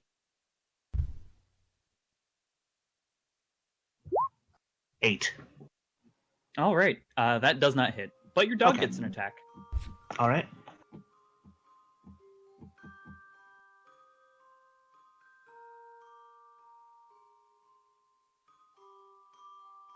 Oh, is that your dog's attack? Oh, that's your dog's attack. No, that doesn't hit. Yeah, no. All right, Colleen, it's your turn. I'm gonna throw an acid flask at one of the bats. All right, which one are you gonna throw it at? There's an awful lot of them. There are an awful lot. This If you one click and here. hold, then it'll highlight. I'm not seeing. Oh, there we go. Yep, I see that. Okay. Fire away. What do I roll? That's just gonna be your basic attack roll for it. So my base attack bonus or Your Base ranged attack bonus attack plus dex. plus dex? Okay. +1 because you got throw anything. Okay. Right. Yeah. One sec. Let me just. And that's gonna be +4. Okay. All right, that Oh, hits. Finally. Unfortunately, there's nobody around it to hit splash damage, but it absolutely does get hit. So roll me some damage. I don't actually have written down how much it does. It didn't tell me It's on the thing. 1d6. 1d6? How much does my Alchemist Fire do? That does 1d6, and then also another 1d6 next turn if they don't spend a full round action to put themselves out. Okay. Or make a reflex save to put themselves out, I think. Well, they spend a full round action to take a reflex save to put them. There you go. All right, 4 damage. Yeah, that cupcake bat just bursts into flames and is incinerated. It's gone. But it was acid. Aw, poor thing. It incinerates anyway. Just deal with it. All right, What are a you gonna waste take a of move good action? food. Or Kyle, are you going to take a move action? Probably not. I don't see any need to. All right. In that case, it is the kobold's turn. Ryleg. Or Rylgil, sorry. I am going to go throw a shuriken at this batty bat, I think. No, actually, this batty bat. All right. Roll to hit. This roll's actually going to have a +1 due to point blank shot. Sounds good. Oh. It doesn't. No, that does not Well, hit. they're flat-footed, aren't they? It's before their first turn. They're the one attacking us. What? Yeah, and yeah, they kind of got the jump on you. So, but you know, I'll give that to you anyway because it's not that much of a difference, and it wouldn't have affected the previous failed rolls anyway. But your roll still doesn't hit. Yeah. But yeah, I'll say that they are flat-footed until it's officially their turn, which is now, unless you want to take a move action. No, I think I'm fine. All right, now it's the bat's turn. So the one that's in the middle of all of you guys takes a swing at I'm gonna say Velmir. And actually, Oh no! hold on. So yeah, so it takes a swing at Velmir. That hits. Just that absolutely hits. You Well, take shit. 2 damage from a cupcake biting you. Something to add to your resume. Was bitten by a Not cupcake. something you get to hear often. All right. The No, not next really. one, clockwise going, attacks Ralgil. And oh god, yeah, that definitely hits. You guys picked a What bad did die I for you. roll? What did It it rolled roll? it rolled a 25. Oh, I'm yeah. pretty sure it that rolled. hits. It hit. Yeah, that's 3 damage from the cupcake bat. This one turns, flies toward Colleen, and tries to take a bite. Does a 14 hit? No. No. All right. This one turns, flies over, and also tries to bite Colleen. That hits. But it does no damage. Okay. Actually, this one's turn next. This one flies over here and takes a bite at the halfling, Don. Good luck. Pretty sure 25 hits you. Damn. This die is actually just rolling really well. Promise you. I'm not fudging any of these numbers. That's 2 damage. Then I'll live. the one below that turns to attack Nori. Does a 12 hit you? I imagine it doesn't. Nope, No, it AC doesn't. is 18. All right, and then this one turns around to try to hit Grip, who it does not hit. That absolutely doesn't. All right, now it's Velmir's turn. Yeah, and I don't have my weapon drawn, so I have to do that, I guess. Yep. Okay, so interestingly enough, when you draw your sword, you notice your sword is glowing a bright blue. That's neat. Are there orcs about? You have never Candy experienced this orcs. before with your sword, but No, I have your not. sword is glowing a brilliant blue. Interesting. And that's my action, and I don't feel a need to move, so I think I'm done. Well, drawing a sword, I'm pretty sure it's a move action. Draw a Oh, weapon. okay. Well, then I will want to stab. All right, stab the bat. There. Nope. Nope. All right, Don. Alright, I'm assuming they're close enough for me to poke, right? Yeah, you can stab the one that's to the north of you and to the south. I'm going for the one to the north of us because he's gonna flank a whole lot of us. So All right, get rid of that. that's good. Yeah, no. Nope, man, guys, roll better. Get better at D&D. Come on. All right. Give us a few levels. Turn. What speed is dismissing my Eidolon? Is it a swift action? To dismiss Dismissing it? your Eidolon? I think that's swift action, but let me check.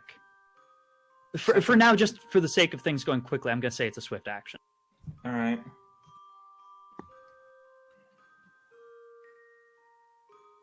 Yeah, it takes a minute to summon it.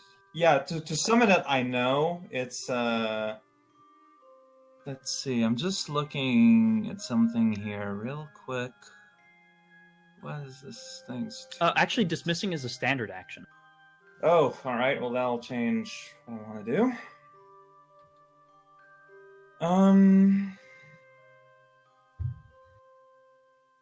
So hitting it seems pretty hard. That uses that might.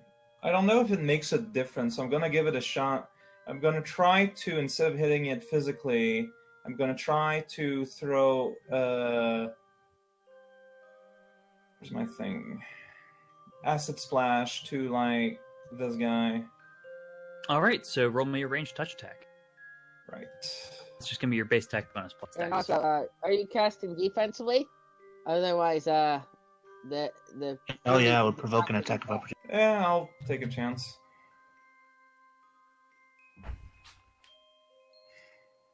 So it's right, as you said, it's just where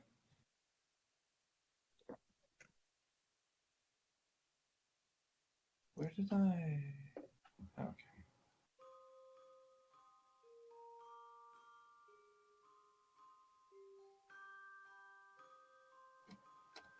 God damn it. All right.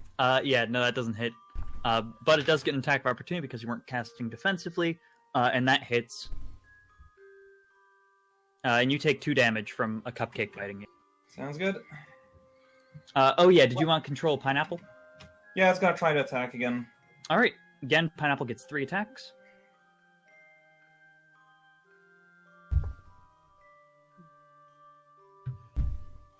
Oh man, it actually gets a hit on me. Yeah, no kidding. Roll me some damage. All right, so but it only does 1d3. So Is that 1d3 plus anything?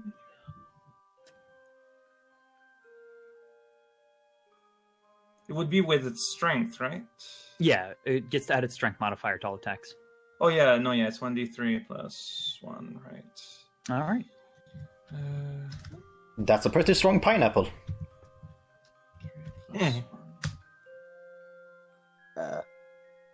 Why is Yep. it... That cupcake is just torn to shreds. Well, Pineapple. one Pineapple did its job very well. All right. down. Okay. One more to go. No worries. MVP of so There's a far. rule in here somewhere about healthy food versus confectionery. You always eat your vegetables. Well, first, I forgot that I can handle my animal as a free action. I don't need to spend a move action, but that's. I'll just attack the cupcake down and to my right. Yep.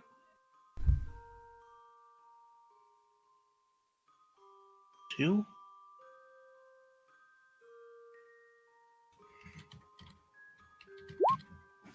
Nope. Wow. Okay, and my dog will attack the one right in front of him.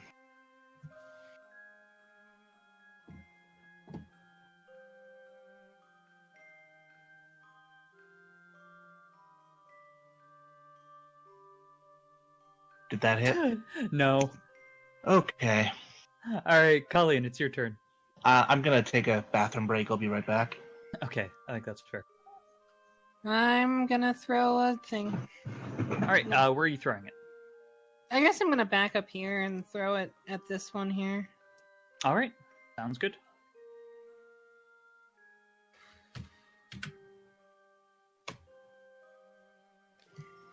That misses. So that means that I get to roll a d8 to figure out where it actually does land, and then splash damage is applied normally. Oh god, that's gonna hit the 4 of us, isn't it? No, in fact, it hit this square right here. So just two of us. Yeah, so you two each take 1 acid damage. And these bats all take 1. It was on purpose to maximize, the hurt around. Oh, clearly. All right. Next up, it's going to be Ralgil.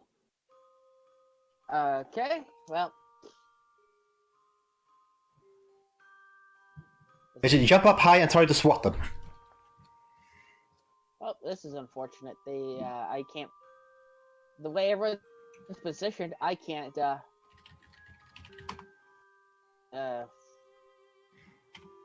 Faint anyone. So, or fly. I mean, get. I can't. Words fail me. I can't flank Get your anyone. sneak attack damage? Yeah, no, I mean, that's fine. So, I'm just gonna throw a simple. Oh, whoops. Yeah, that should be it. Now I remember why that 1 was in there. That was because it's precision damage. Duh. No. Okay. Nope. Man, we suck. You guys have not been rolling great. So it's the bats' You are turn. getting beaten by bats. Confectionery bats. Confectionery bats. So this one turns and... Oh, let's roll to confirm. No, it didn't get a critical, but... Still hit Ralgil for 2 damage. This one flies in to attack Don. Come at And me, misses. bro. Come at me. How are they getting above a 19? Or Because they've got +6. What? They're bats. They're very small. It means they have very high base attack bonuses. So that one gets exactly a 19, so you're fine. The one to the south of Dawn, does a 16 hit? No way. I've got 19. actually, Nice. even hit. I've got my AC is exactly 19. Unfortunately. Yeah, ties go to Defender. Okay. The one to the south of Nori attacks, and that one hits him. Nori takes 1 damage. Then the one to the south of Grip attacks and hits and does 2 damage to Grip. Now, is anyone bloodied at this point? Is that below half health? Yeah, bloody is half health or below. Yeah, Real Gillis. Okay. Good Is to it know. I just wanted rounded to up test or it. down? Rounded down. So I think I'm bloody then. Okay, good to know. Well, I Alright, guess Velmir. who gets my potions? Velmir, it's your turn. Yep. I'll join the dog in this attack against confectionaries. You can't As- stop in the same space as the dog. Yeah, Okay. I mean, yeah, you can't do that. And I can't really do anything. I'm stuck in here. You can move like here. You can move through squares. You just can't stop in it. Oh, right. Okay, It would then. provoke- Well It done. would provoke 2 attacks of opportunity, though. One from this bat, one from each bat on either side of you. Are you okay with If that? it only broke one from this back, Mm, then I would be threatened. no. Oh, actually, yeah. If you move properly, you would only provoke it from this. Terrence is correct. Okay, then. And that's fine. Alright. So that one attacks you and misses. Aha! And I missed it. I already rolled my attack. Oh yeah, no, you missed. All right, Super Don, missed. it's your turn. Alright, I take a 5-foot step back, that's a free action. I drop my weapon, that's a free action. And I do a ranged attack at this one. Range attack of what sort? What are you doing? I throw one of my chakrams at it. All I'm right, back. sounds good. Roll to hit. Oh wow, yeah, no, you hit it. It is just deleted. You slice it in half, and it falls to the floor in 2 twitching halves of cupcake. Alright, Right. things are starting to get a little bit better. Yeah, it's Naba's turn. Okay. So I'm going to You try... accidentally deleted all the cupcakes off the turn order when you deleted that cupcake. Oh, you're correct. That's the one I was using as kind of the base. Let me add another one. This one seems to be invincible. So I'm gonna acid shoot this feller here. All right. So it's just base attack. Yep. Attack plus dex. Oh, plus dex? Yeah. I mean, I'm still pretty sure that still doesn't hit. Yeah. I still miss. And what about pineapple? Yeah, Got some pineapple out there to maul some cupcakes. it's kind of stuck underneath me, so just... It would go...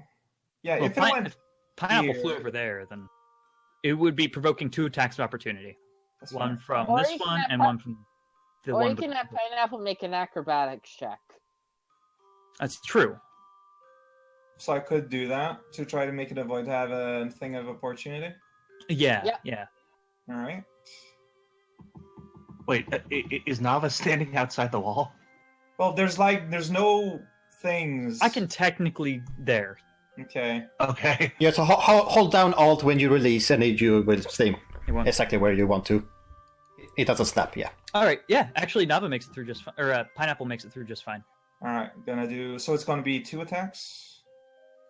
Yep. Because it's not doing a full round attack. That second one would get +2 for flanking, by the way. So That is true, because pineapple can actually fly and take advantage of the flanking. So that actually hits. So roll for damage on that last attack. Alright.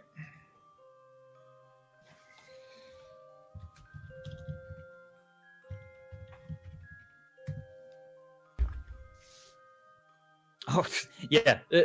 Pineapple is very much enjoying tearing apart these cupcakes. I imagine maybe taking a bite or 2 of them. That one's gone. All right. Nori's turn. Okay, get rolling. I'm gonna hit something. I attack the one directly to my right. Okay. Roll to hit. Or roll to hit. 18. Oh, hey, finally. Roll for damage. Finally. Okay. Actually, that one already got hit by the acid splash earlier, so it doesn't matter what you roll, it is gone. You okay. slice it in half with your axe. Sweet. And now you've still got Grip's turn. Yep. He'll attack the same one he's been attacking. All right. 5. Nope. I Now- still love you, boy. I'm not judging you, I swear. So actually, as that bat that you chopped in half gives out a squeak, you hear the sound of great wings unfurling and large dollops of frosting fall from the ceiling. No. Oh dear. Alright. As you see an entire wedding cake, giant bat, fall from the ceiling, wings unfurled, fangs bared. See how it rolls for initiative. All right, it enters the initiative pretty far down.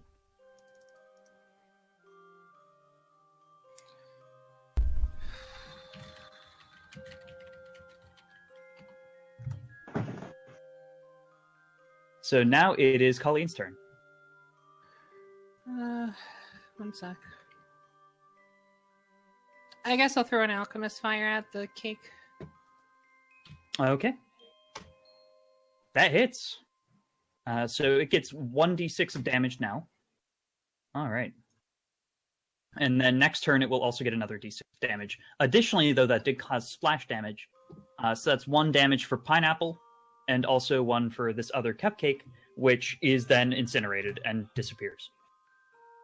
Pineapple's sad by the lack of. Oh, loss of did cupcake. I take any damage while I was using the restroom? No, you didn't. You're fine. Okay. All right. Now, unless Colleen want to take a move action, it is Ralgil's turn. Shuriken, the wedding cake. It hasn't All right. entered initiative officially yet, so That hits. okay. And roll for damage. Oh, you already did. It's 2 damage. Okay, cool. Well, no, I get to add 1d6 because it's denied Dex bonus. That's Up true. until It that hasn't turn. gone yet. So, wow. 8 damage. 8 damage. Jeez. How much health did this sucker have to start? Because, man, you guys just instantly hit it with a ton of damage. It's still alive, but it is falling apart. There are chunks of this cake just missing. So we can handle a wedding cake, but not a cupcake. Apparently not. I'm not sure what that says. So it is the cupcake's turns now. So the one just south of Grip attacks Grip, and that hits. Oh no. And Terran's disappeared. It deals 3 damage. Okay. Down to 8 HP. Okay. Headphone cable hit disconnect button. Well, it's a good thing that you came back to us. All right. And then this one attacks Velmir. Oh no! Does an 18 hit you? Yes. Yes, it does. All right. You take 1 damage. Oh no, woe is me. And now it's Velmir's turn. Well, I want to hit something. Does an enhancement bonus on the weapon also help hitting? Or is it just damage? That's attack and damage. Right. Are you thinking of spending one of So your yeah, cool points? Yeah, I'm spending 1 cool point for 1 enhancement bonus. And then I strike. Woohoo! Oh, wow. Nice. Yeah, you crit this bat. But this bat literally had 1 health left, so it doesn't matter. It dies anyway. Oh no. Like chocolate. But I hit it! That's what's important. You did hit it, and that is important. And That now it's the bat wedding went cake bat's turn. everywhere.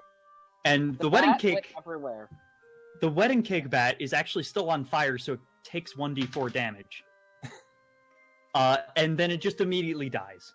Well, that was anticlimactic. It was anticlimactic. You guys did a butt ton of damage right now. Anyway, I guess I'll attack. It just completely falls apart. There's just a pile of like slightly twitching cake in the middle of this room now.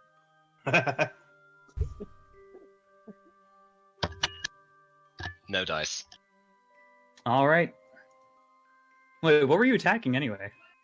The last cupcake. Oh, that's right. You have your chakrams. That's right. All right, Nava, it's your turn. All right. Same deal as typically. So, right, you said that touch is with Dex. I'll put the right thing on. Yeah, because it's a ranged attack, it will be base attack plus dex plus base attack. Or, yeah, just base attack and dex combined. So, not Pineapple can get in place to attack it, right? There's no place for Pineapple to actually... Unless Pineapple floats above, which Pineapple actually can do. So Pineapple could, say, hover above Nori and attack. All right. Or the dog. So there'll be 2 attack. Time. Let's check. Just want to make sure. Yep.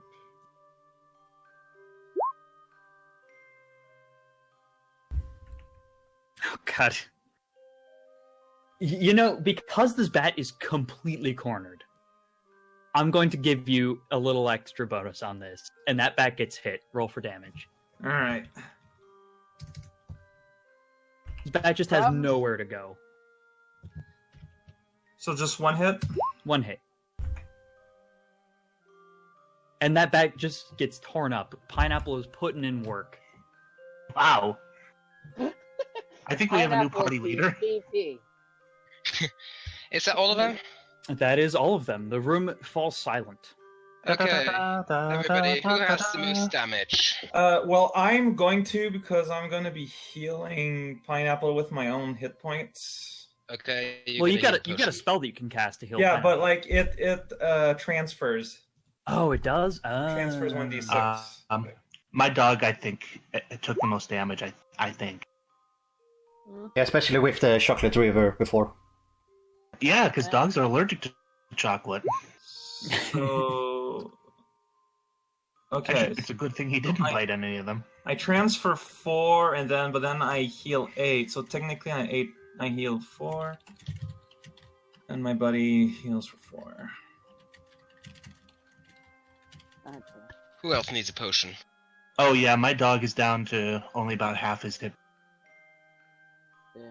I'm feeling fine. Railgo's only at 4 as well himself. 4 out of Oh, does 9. Railgo only? Yeah, I think Rego gets better use of it. Yeah, he's higher priority.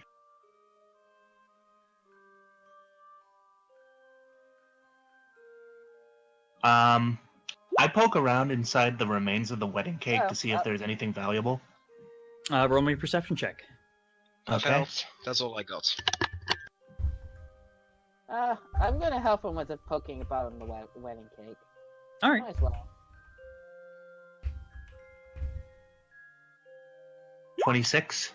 Oh man, Oh, guess never what you mind. find? You find some cake, and it's delicious. Oh, I love cake.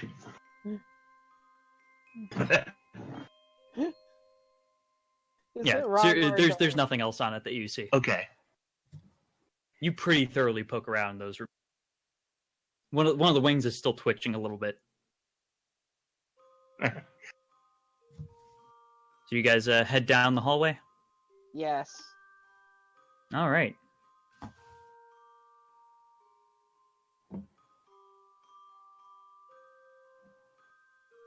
Okay, I'm gonna go make a perception check just to make sure.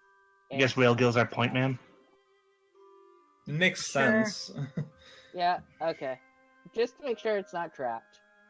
As you keep walking down the hallway, you actually start smelling liquid chocolate again, and the temperature seems to rise. Yeah, this place is getting hot. I'm guessing this is where the chocolate flows into.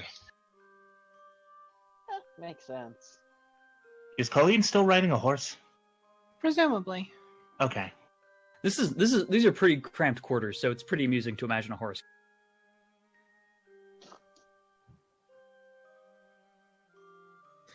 Everyone's still waiting way on the other end Yeah. because the horse is taking a while. Didn't mean to do that. So is everybody else still moving roughly a little bit behind Railgill? Yeah, probably. Okay. I'm going to assume that everybody's pretty close behind him. So you all enter into this Well very then. large room. You begin to, as you're walking down the hallway, you were hearing voices, one male and one female. As you round the corner, you feel the air get hotter and you find yourself in a wide open room. The circles here are pillars, by the way. There appears to be a large moat-like structure around the perimeter of this room. And it's filled with molten, bubbling chocolate, and the scent is just overpowering. The moat appears to be fed from a grate high in the ceiling, and is giving off a dull glow, which illuminates the room just a little bit, giving anybody with low light vision free vision, assuming you don't have a torch. But I'm assuming Colleen still has hers. Yeah. So, at the far end, you see a skeleton in a fancy but tattered robe standing atop a raised platform for what appears to be the central sarcophagus of this. He's shouting in a shrill voice at a woman in cleric robes, hanging from the ceiling by ropes of licorice over the moat of scalding chocolate. I'm gonna quietly tell everyone stay quiet and then roll stealth check. And try to move, get within 30 feet, and fire a shuriken at the skeleton. Oh, guy. okay. So you're just sneaking up and trying to let's see how well he rolls perception. He rolls perception very poorly. So yeah, roll me a shot with your shuriken. Oh. That's within 30 feet, isn't it? Yeah. Okay. But shuriken's range increment, I think, is only 10 feet, so you will get Actually- a -4 from the distance. I'm gonna go all the way up to here. And fail. Terribly. Yeah, you completely fail to hit. This skeleton seems to notice. He immediately turns around and sees you, and then sees the others toward the entrance. And he shouts at you, "I don't have time for interruptions! Deal with them, my servant!" And he waves his hand. And suddenly before you appears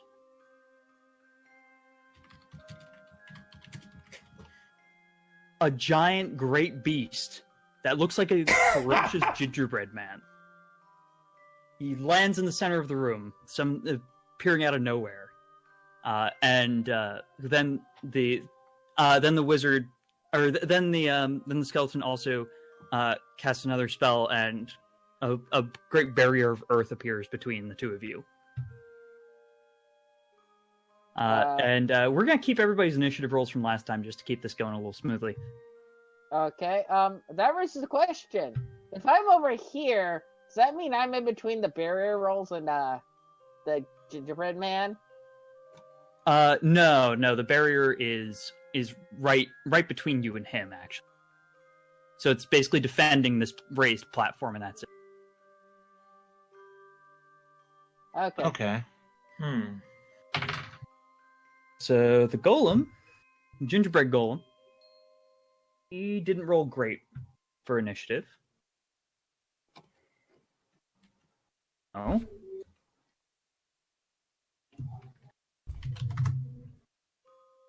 Still pretty solid, though. And from the top of the turn, it's Nava. You hear around the corner all sorts of things happening. Yeah, but I have a bunch of you hear- idiots kind of in the way. You can That golem is in the moving way. through friendly squares it doesn't have any sort of penalty, just as long as you don't stop in them. Yeah, but why would I approach this? Yeah, I mean, if you just want to delay your action, that's fine. How big is it? You can't see it. Oh, right. But for everybody else, it's size category large. Uh-huh. The sucker's like a good 8 feet tall and real beefy. Uh-huh. Well, Pineapple's gonna have fun eating that gingerbread. No, I'm gonna take my turn to dismiss him. Like, I don't think, like, he's tiny. I'm gonna use my other options with him. So I'm dismissing my Eidolon. All right. I'll stay. Are you taking your move action at all this turn? Nope, I'm staying in the relative safety of around the corner. All right. The next up, it's Nori. Okay. I'm actually going to charge the golem. I'm going to move twice my speed to get right up in his grill. I take -2 to my AC, but +2 to my attack roll. All right. Roll to hit. I think that's... Yeah, no, that's all right. Okay. 20 plus 4. 23. You hit it. Roll for damage. Okay. So you just charge in shouting. Do you like have a dwarven battle cry of some sort or anything like that? For King Bram! I'd like it. Thank you. He is your hero. He's a pretty cool dude. He is. I modeled my hat after him. 4 damage. All right. You did 4 damage to a big old gingerbread golem. All right. Next up, it's Colleen's turn. I'm just gonna throw a thing at it. Alchemist fire, I guess. No, just a regular acid flask. Okay, you will need to get closer, otherwise you'll suffer ranged penalty damage. Or ranged Oh, yeah, I'm penalty over there. to your attack. Whatever. Yeah, I was assuming that you were up here. How close do I need to be? I think the range increment on those is like 10 feet, so you need to be fairly close. If it's there? -2 for each 10 feet away that you are beyond the first.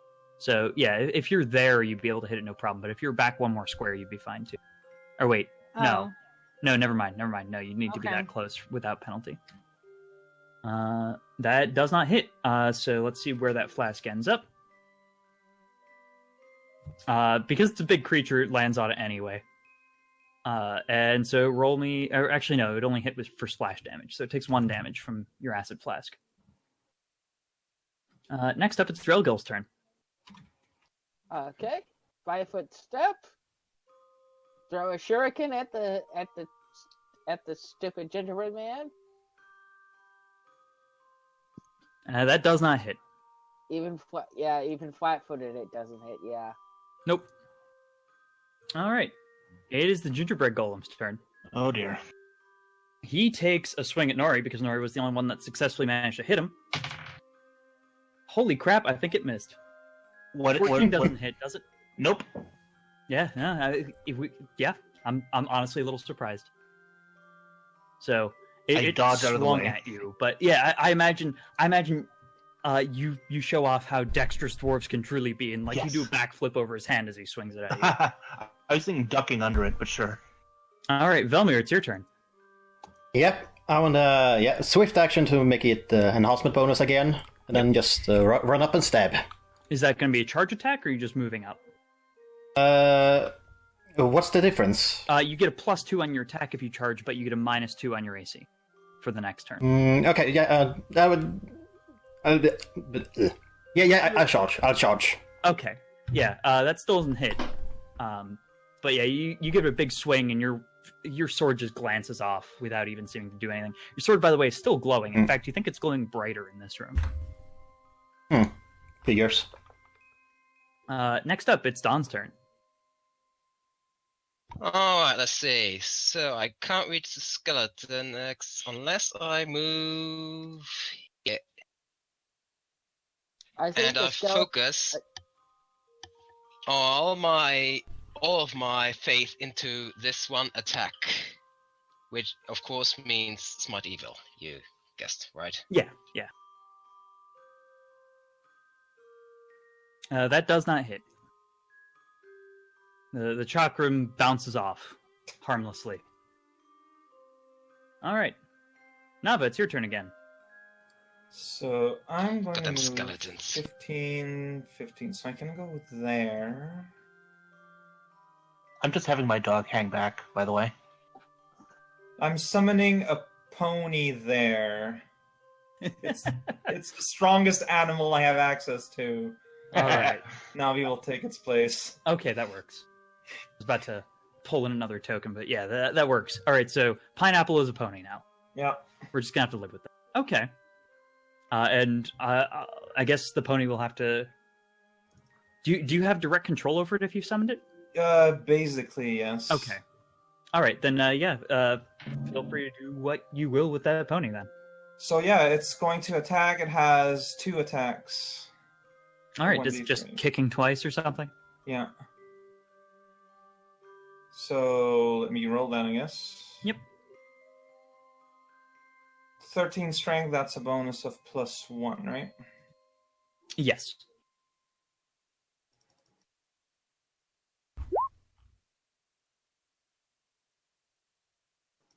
That does not hit. Neither. Neither. All right. All right, Nori, it's your turn. That's okay. I take a 5-foot step. And I'm actually going to choose to fight defensively this round. So I'll take Okay. a -4 on my. I think it's -4. Yeah, it gives you minus. +2 to your AC, right? Yes. Okay. Yep. Roll to hit. 16. No dice. Okay. Colleen, it's your turn. I'm just gonna throw another.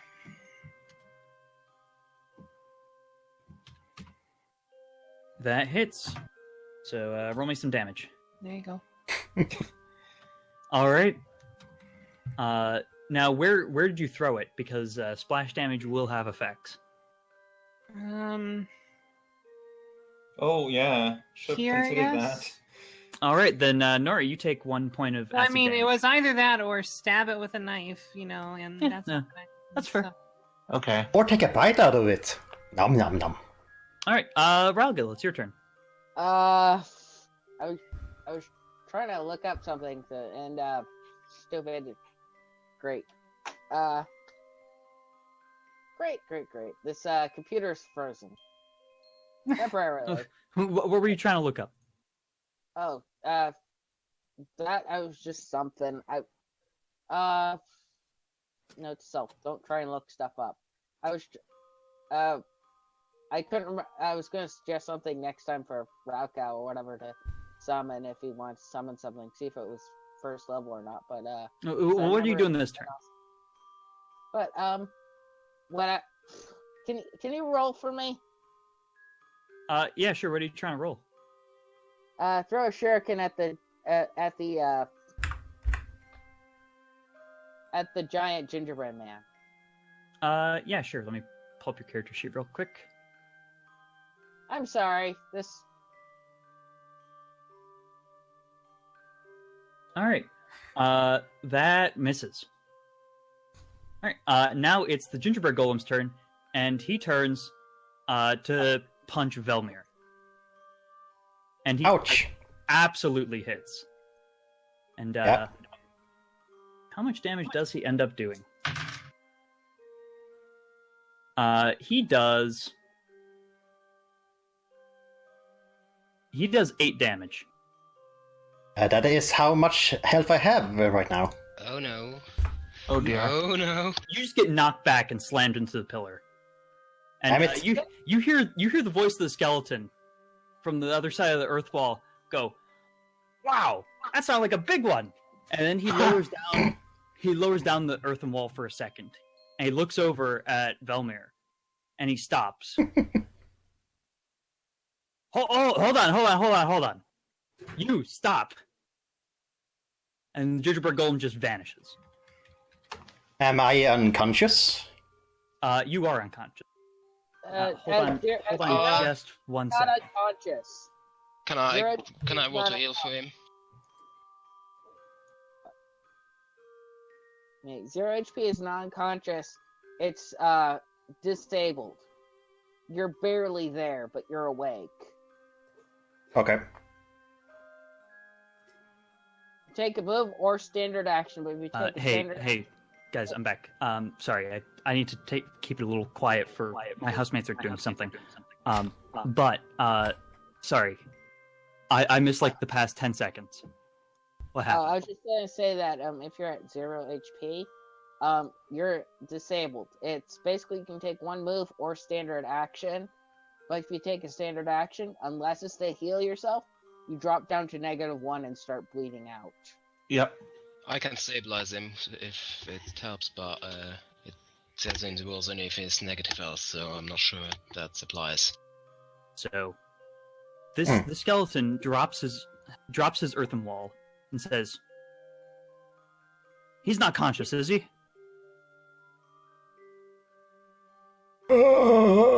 Ouch. I'll take that as a no. Where did he get that sword?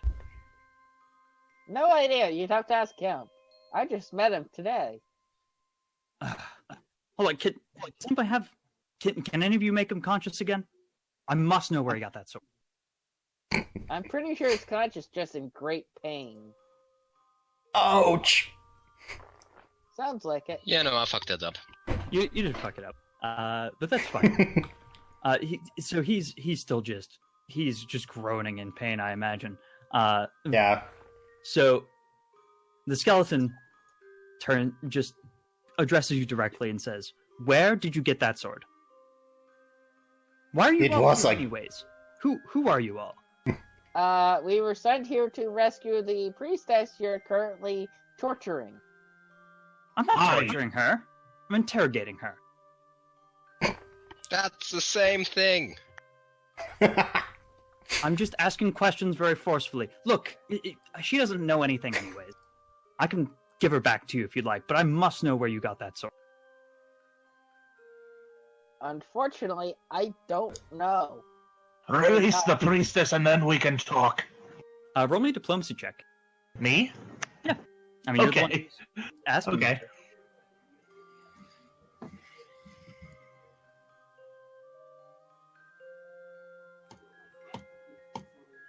16. All right. Because this is actually a pretty reasonable request, because he's having difficulty getting information out of her. He goes, all right, fine.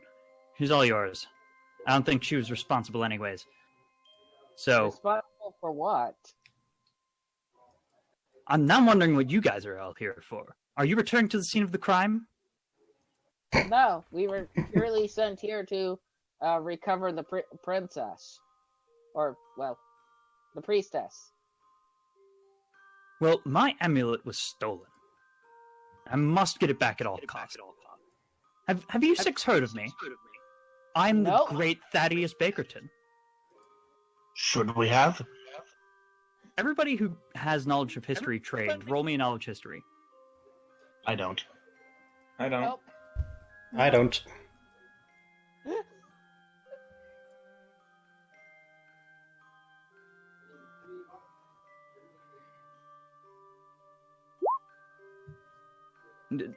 So nobody has knowledge history? Nope. No. Doesn't look Certainly like it. Nope. Okay, so absolutely none of you guys know who the hell this guy Nope. says. I am the great and powerful Thaddeus Bakerton. Now, there's something very dangerous indeed going on. Somebody stole my amulet, and nobody would steal my amulet unless they knew what the amulet was. And that sword would be the only way I would know to track them. So, hold on. Sword off! Let me back up. Let me back up. So when I was alive, I ran a bakery. I used my wizard magic in order to create the greatest pies and confectionery treats that mankind had ever seen. I've been dead for... I don't know how long I've been dead, but I've been dead for quite some time, I imagine. These robes don't get this tattered in a terribly short amount of time, and none of you seem to know who I am. But I was very clever with my magic. Sadly, I was also a little sloppy, and I kind of knew it.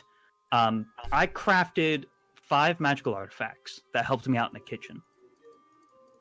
And they're very powerful, and they all had some sort of loophole built into them, in the very fundamentals of how magic works.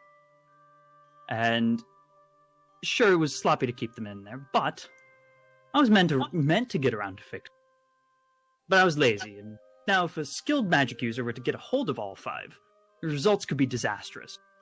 So I must know where that amulet is. Hold on, let me release this priestess. He kind of waves, and the licorice vines that were holding her to the ceiling kind of move her over to the ground, drop her, and she stands up in a huff and flips the bird and storms out of the place and shouts, "You 6 better finish him off. I am out of here." Screw you guys, I'm going home. She was not looking great. She was very upset. I asked her, hey, before you go, can you heal, what's his name? Velmir. Velmir first? Okay, fine. And she casts Cure Light Wounds. You gain 9 health. Yeah. And she just storms off. She is pissed. And she seems to assume that you guys have it under control, and she's just out of there. Thanks for the heal. Bitch. Now, the skeleton turns to you and kind of steps down off of the sarcophagus. And, So my sword, you keep talking about it. What is it? Okay. So I had 5 magical artifacts, only one of which was buried with me. That was the amulet. However, because I knew how powerful they were, and it was really hard to plug up these loopholes I made in the very workings of magic itself, basically I created a way to track them in case something went awry. And I gave that sword to one of my friends to track if somebody were to start collecting. Somebody started to figure out what was going on. So that sword glows whenever it gets close to any of my relics. Basically, it's just tuned to my magic. That's why it's glowing right now. You see him cast Detect Magic on you. And he's like, yes, that is absolutely my sword. Something must have happened to Leon. Wait a minute. You're carrying something else, too. You're carrying something else very magic. Very powerful. Like what? I don't know. It's clearly got some sort of very sturdy, yet not terribly exciting enchantment on it. Anyway. Oh, you mean I pull out my parasol, hold it out in front of me, and this thing? He says, yeah, let me see that. And he grabs it from you. Yeah, I'll let him take it. Okay. He says, I wonder. And he turns around and tosses it into the molten lava, or to the molten hot chocolate. And, I would have appreciated if you didn't do that. No, I want to see what happens. And, I can imagine what happens. I'm sure it'll happen eventually. Anyways, continuing. It can only make it look better. And Vermeer is very upset. Very clearly upset. He does not seem to care at all. No. He says, so I didn't entirely leave this material plane without some fail-safes on my relics. And that was basically that sword. That sword is how I was supposed to track them, and I also, in my will, gave each of the 4 that I wasn't buried with to one of each of my 4 nearly immortal friends. So they're probably still around, unless this is thousands of years later that I've awoken, in which case I'm astonished that anybody's still taking care of this crypt. But I can't leave here. The enchantment that I had to wake up in case the actual amulet was stolen, I'm stuck here. I can't leave. Well, that's awfully convenient. But I would really, really love you if you guys could go and get those artifacts for me. It would save me so much hassle and potentially save the world. Because I would really, really love if you didn't love me. Well, I can hate you too if you prefer. Yeah, that is better, actually. Thank you. Whatever you like, as long as you get those back to me. Please, for the safety of all mankind. Seriously, imagine an entire city being sucked dry of its life energies to create 10 billion pies. That is the sort of scenario we're talking about here. If all these does sound delicious, though. To be brought together, it would be delicious, but completely terrifying. What do each of these artifacts look like? I'm glad you asked. So, there's the amulet that was stolen from me, and that was the amulet of precise measurements, which was buried with me. That was probably the weakest of the 5. But there was the staff of mixing. It looks like a big wooden spoon.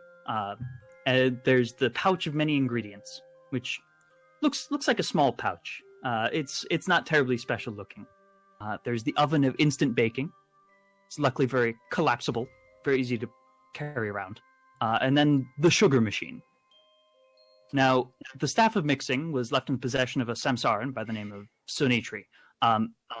Last I knew, she lived out in a laundress. The pouch of many ingredients was actually given to Leon, the one who was the original owner of that sword that you have. And he last I knew, he lived in a castle just outside of Zreel, in a very small village. I can mark it on your map for you. And sure. The oven of instant baking is held by Farron's, a gnome south in Orna. And he focused all of his studies on actually finding spells to cheat death. Personally, I'm wondering if maybe that's the path I should have taken as well, but regardless, he should still be around to pick up the artifact. And then finally, we've got the sugar machine, which is actually watched over by a golem. I met him on my travels, and it's constantly wandering the land, and it simply goes by Doc. Given that Doc is constantly moving around, it would be a little hard to actually track Doc down. But please, if you help me out, I promise, not only will you be saving the world, but I will also give you much of the gold and treasures that how does 50,000 gold each sound? I do not care for gold. I only care that nobody uses these things to destroy the world, and that's the only reason why I'm not trying to destroy this. I'll take your share of them, don't worry. I want his share because it's my sword. I said it first, though. I'm gonna ask Well, yes, you did, but I don't care. Fight to the death to get, for my share, right? Vilmir, since you use detect, no wait, that's 4th level. I'm an idiot.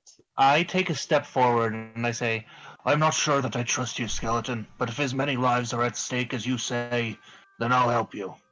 Look, I wouldn't have tied up that woman if I thought that she wasn't somehow involved in this. She was the first person I saw when I actually awoke. It was a little groggy. And that's the only reason you... How do you even get to that conclusion? You sleep for several hundred years, and you tell me how you feel when you wake up. Mistakes were made. Fair point. Look, I am very sorry about that, but this is no joke. We need those artifacts recovered before whoever is stealing them comes back. And with all of them at once, because that could destroy so much. Well, I like gold, so I'm in.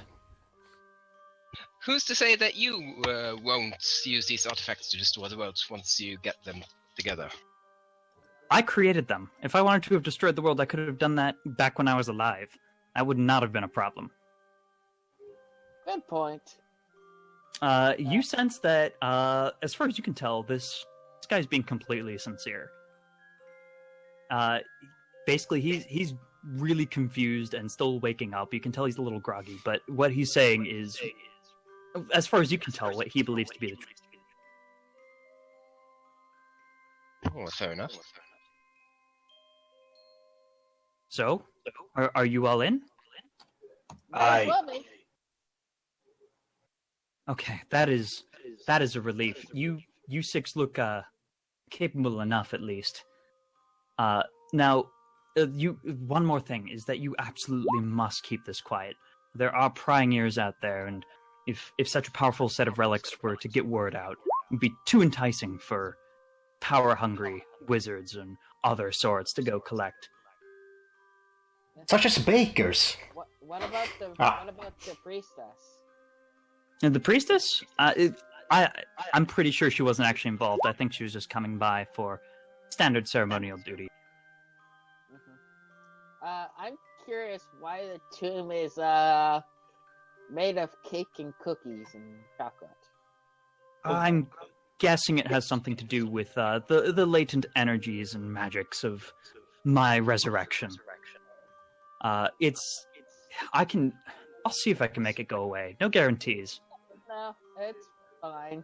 It was just weird. It was just weird fighting a bat made out of a cake. Oh, that must have certainly been interesting. I wonder if they're actually real cake. I'm pretty sure they are, since I can vouch that they were delicious. Now hold on.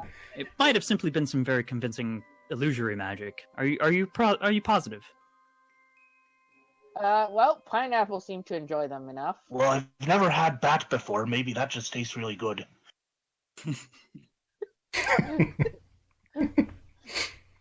If it's an illusion, it affects the sense of it affects taste as well, which is a really good illusion then.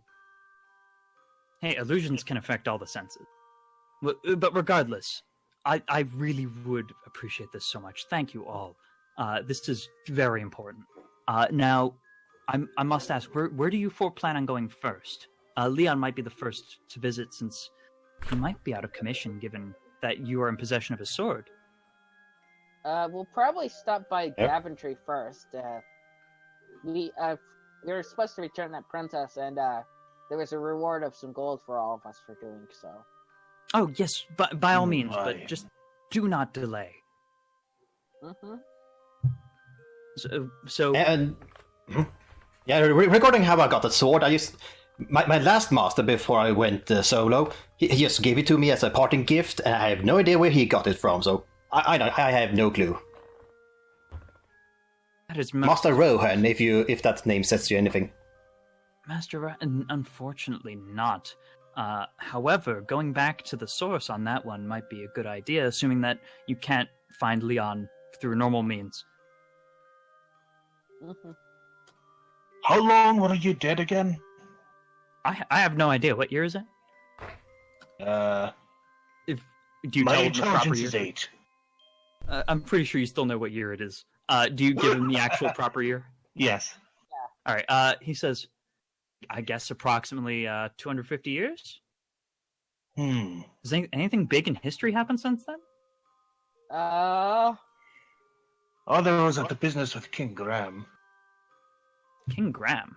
I'm afraid I'm not familiar with that name. Regardless, I'm sure whatever world is out there is fine, and will be even more so once those artifacts are out of the way. Mm-hmm. Now, do you have, as a group, any more questions for Thaddeus Bakerton? I'm good.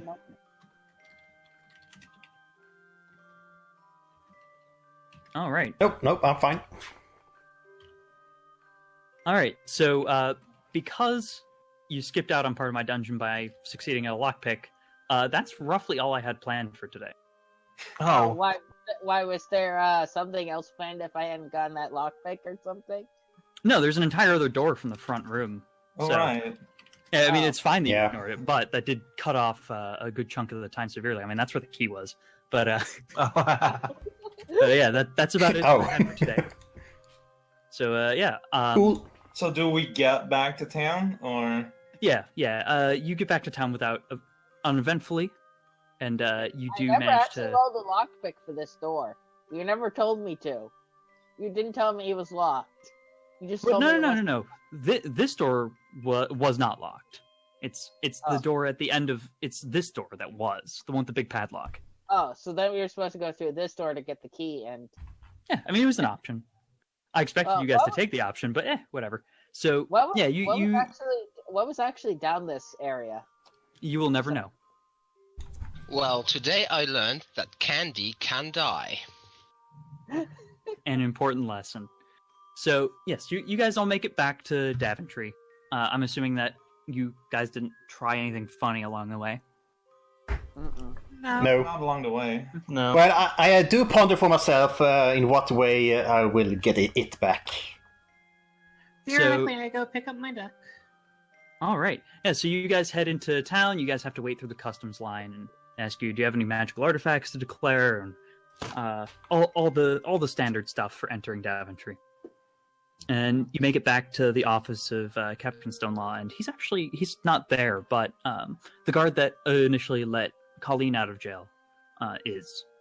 And he says, yes, hi, you're probably looking for Captain Stonelaw. He's actually, the priestess actually came back, and she's being delivered to her father right away.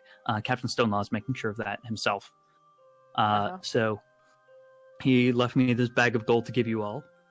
And I suppose here's your duck, and he holds up a cage.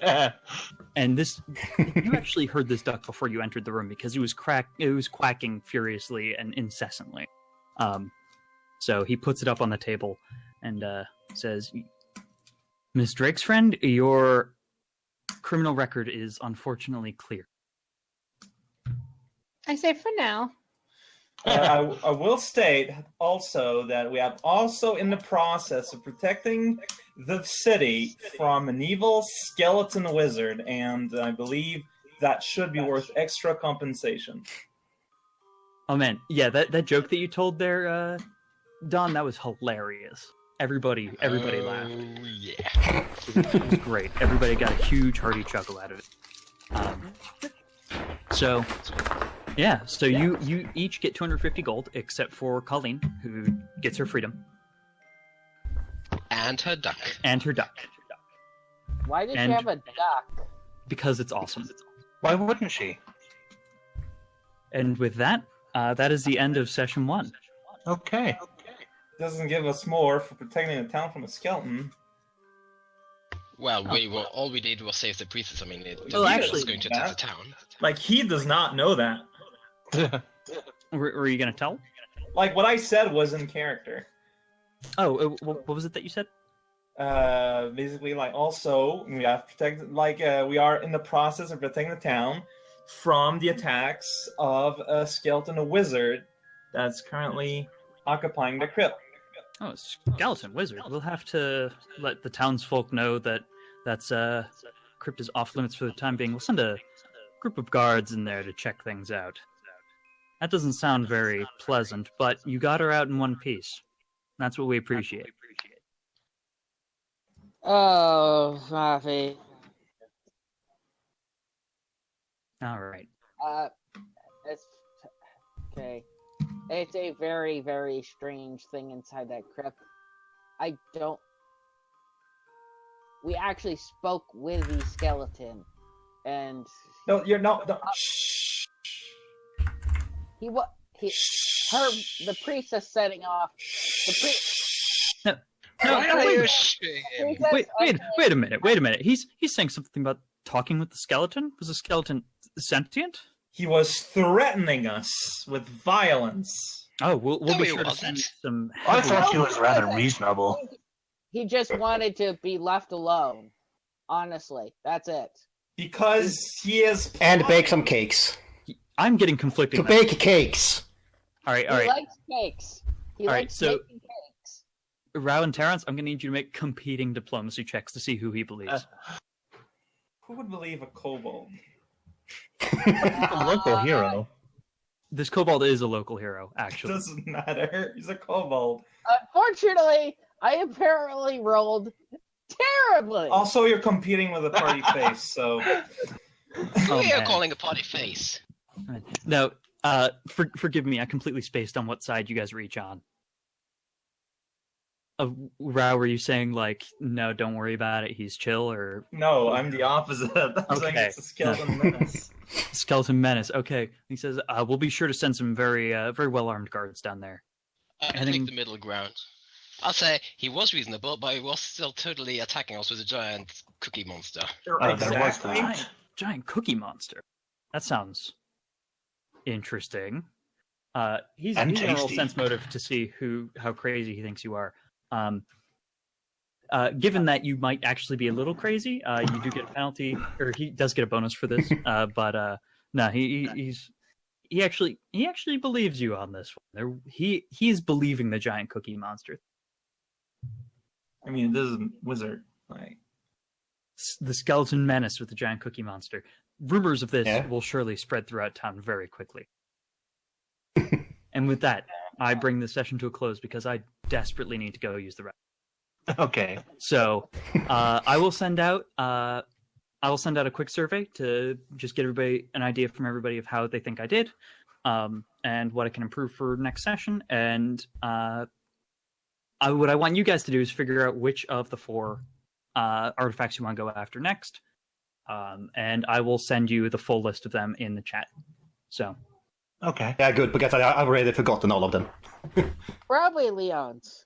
All right, so thanks for joining us on Twitch, everyone, and I think it's about time to end the Twitch stream at a minimum, so see you guys later. all right, Okay. bye. Say goodbye, everyone. Bye. Bye! Bye. Goodbye, everyone. So we'll be Hey, do. meeting, for 25th.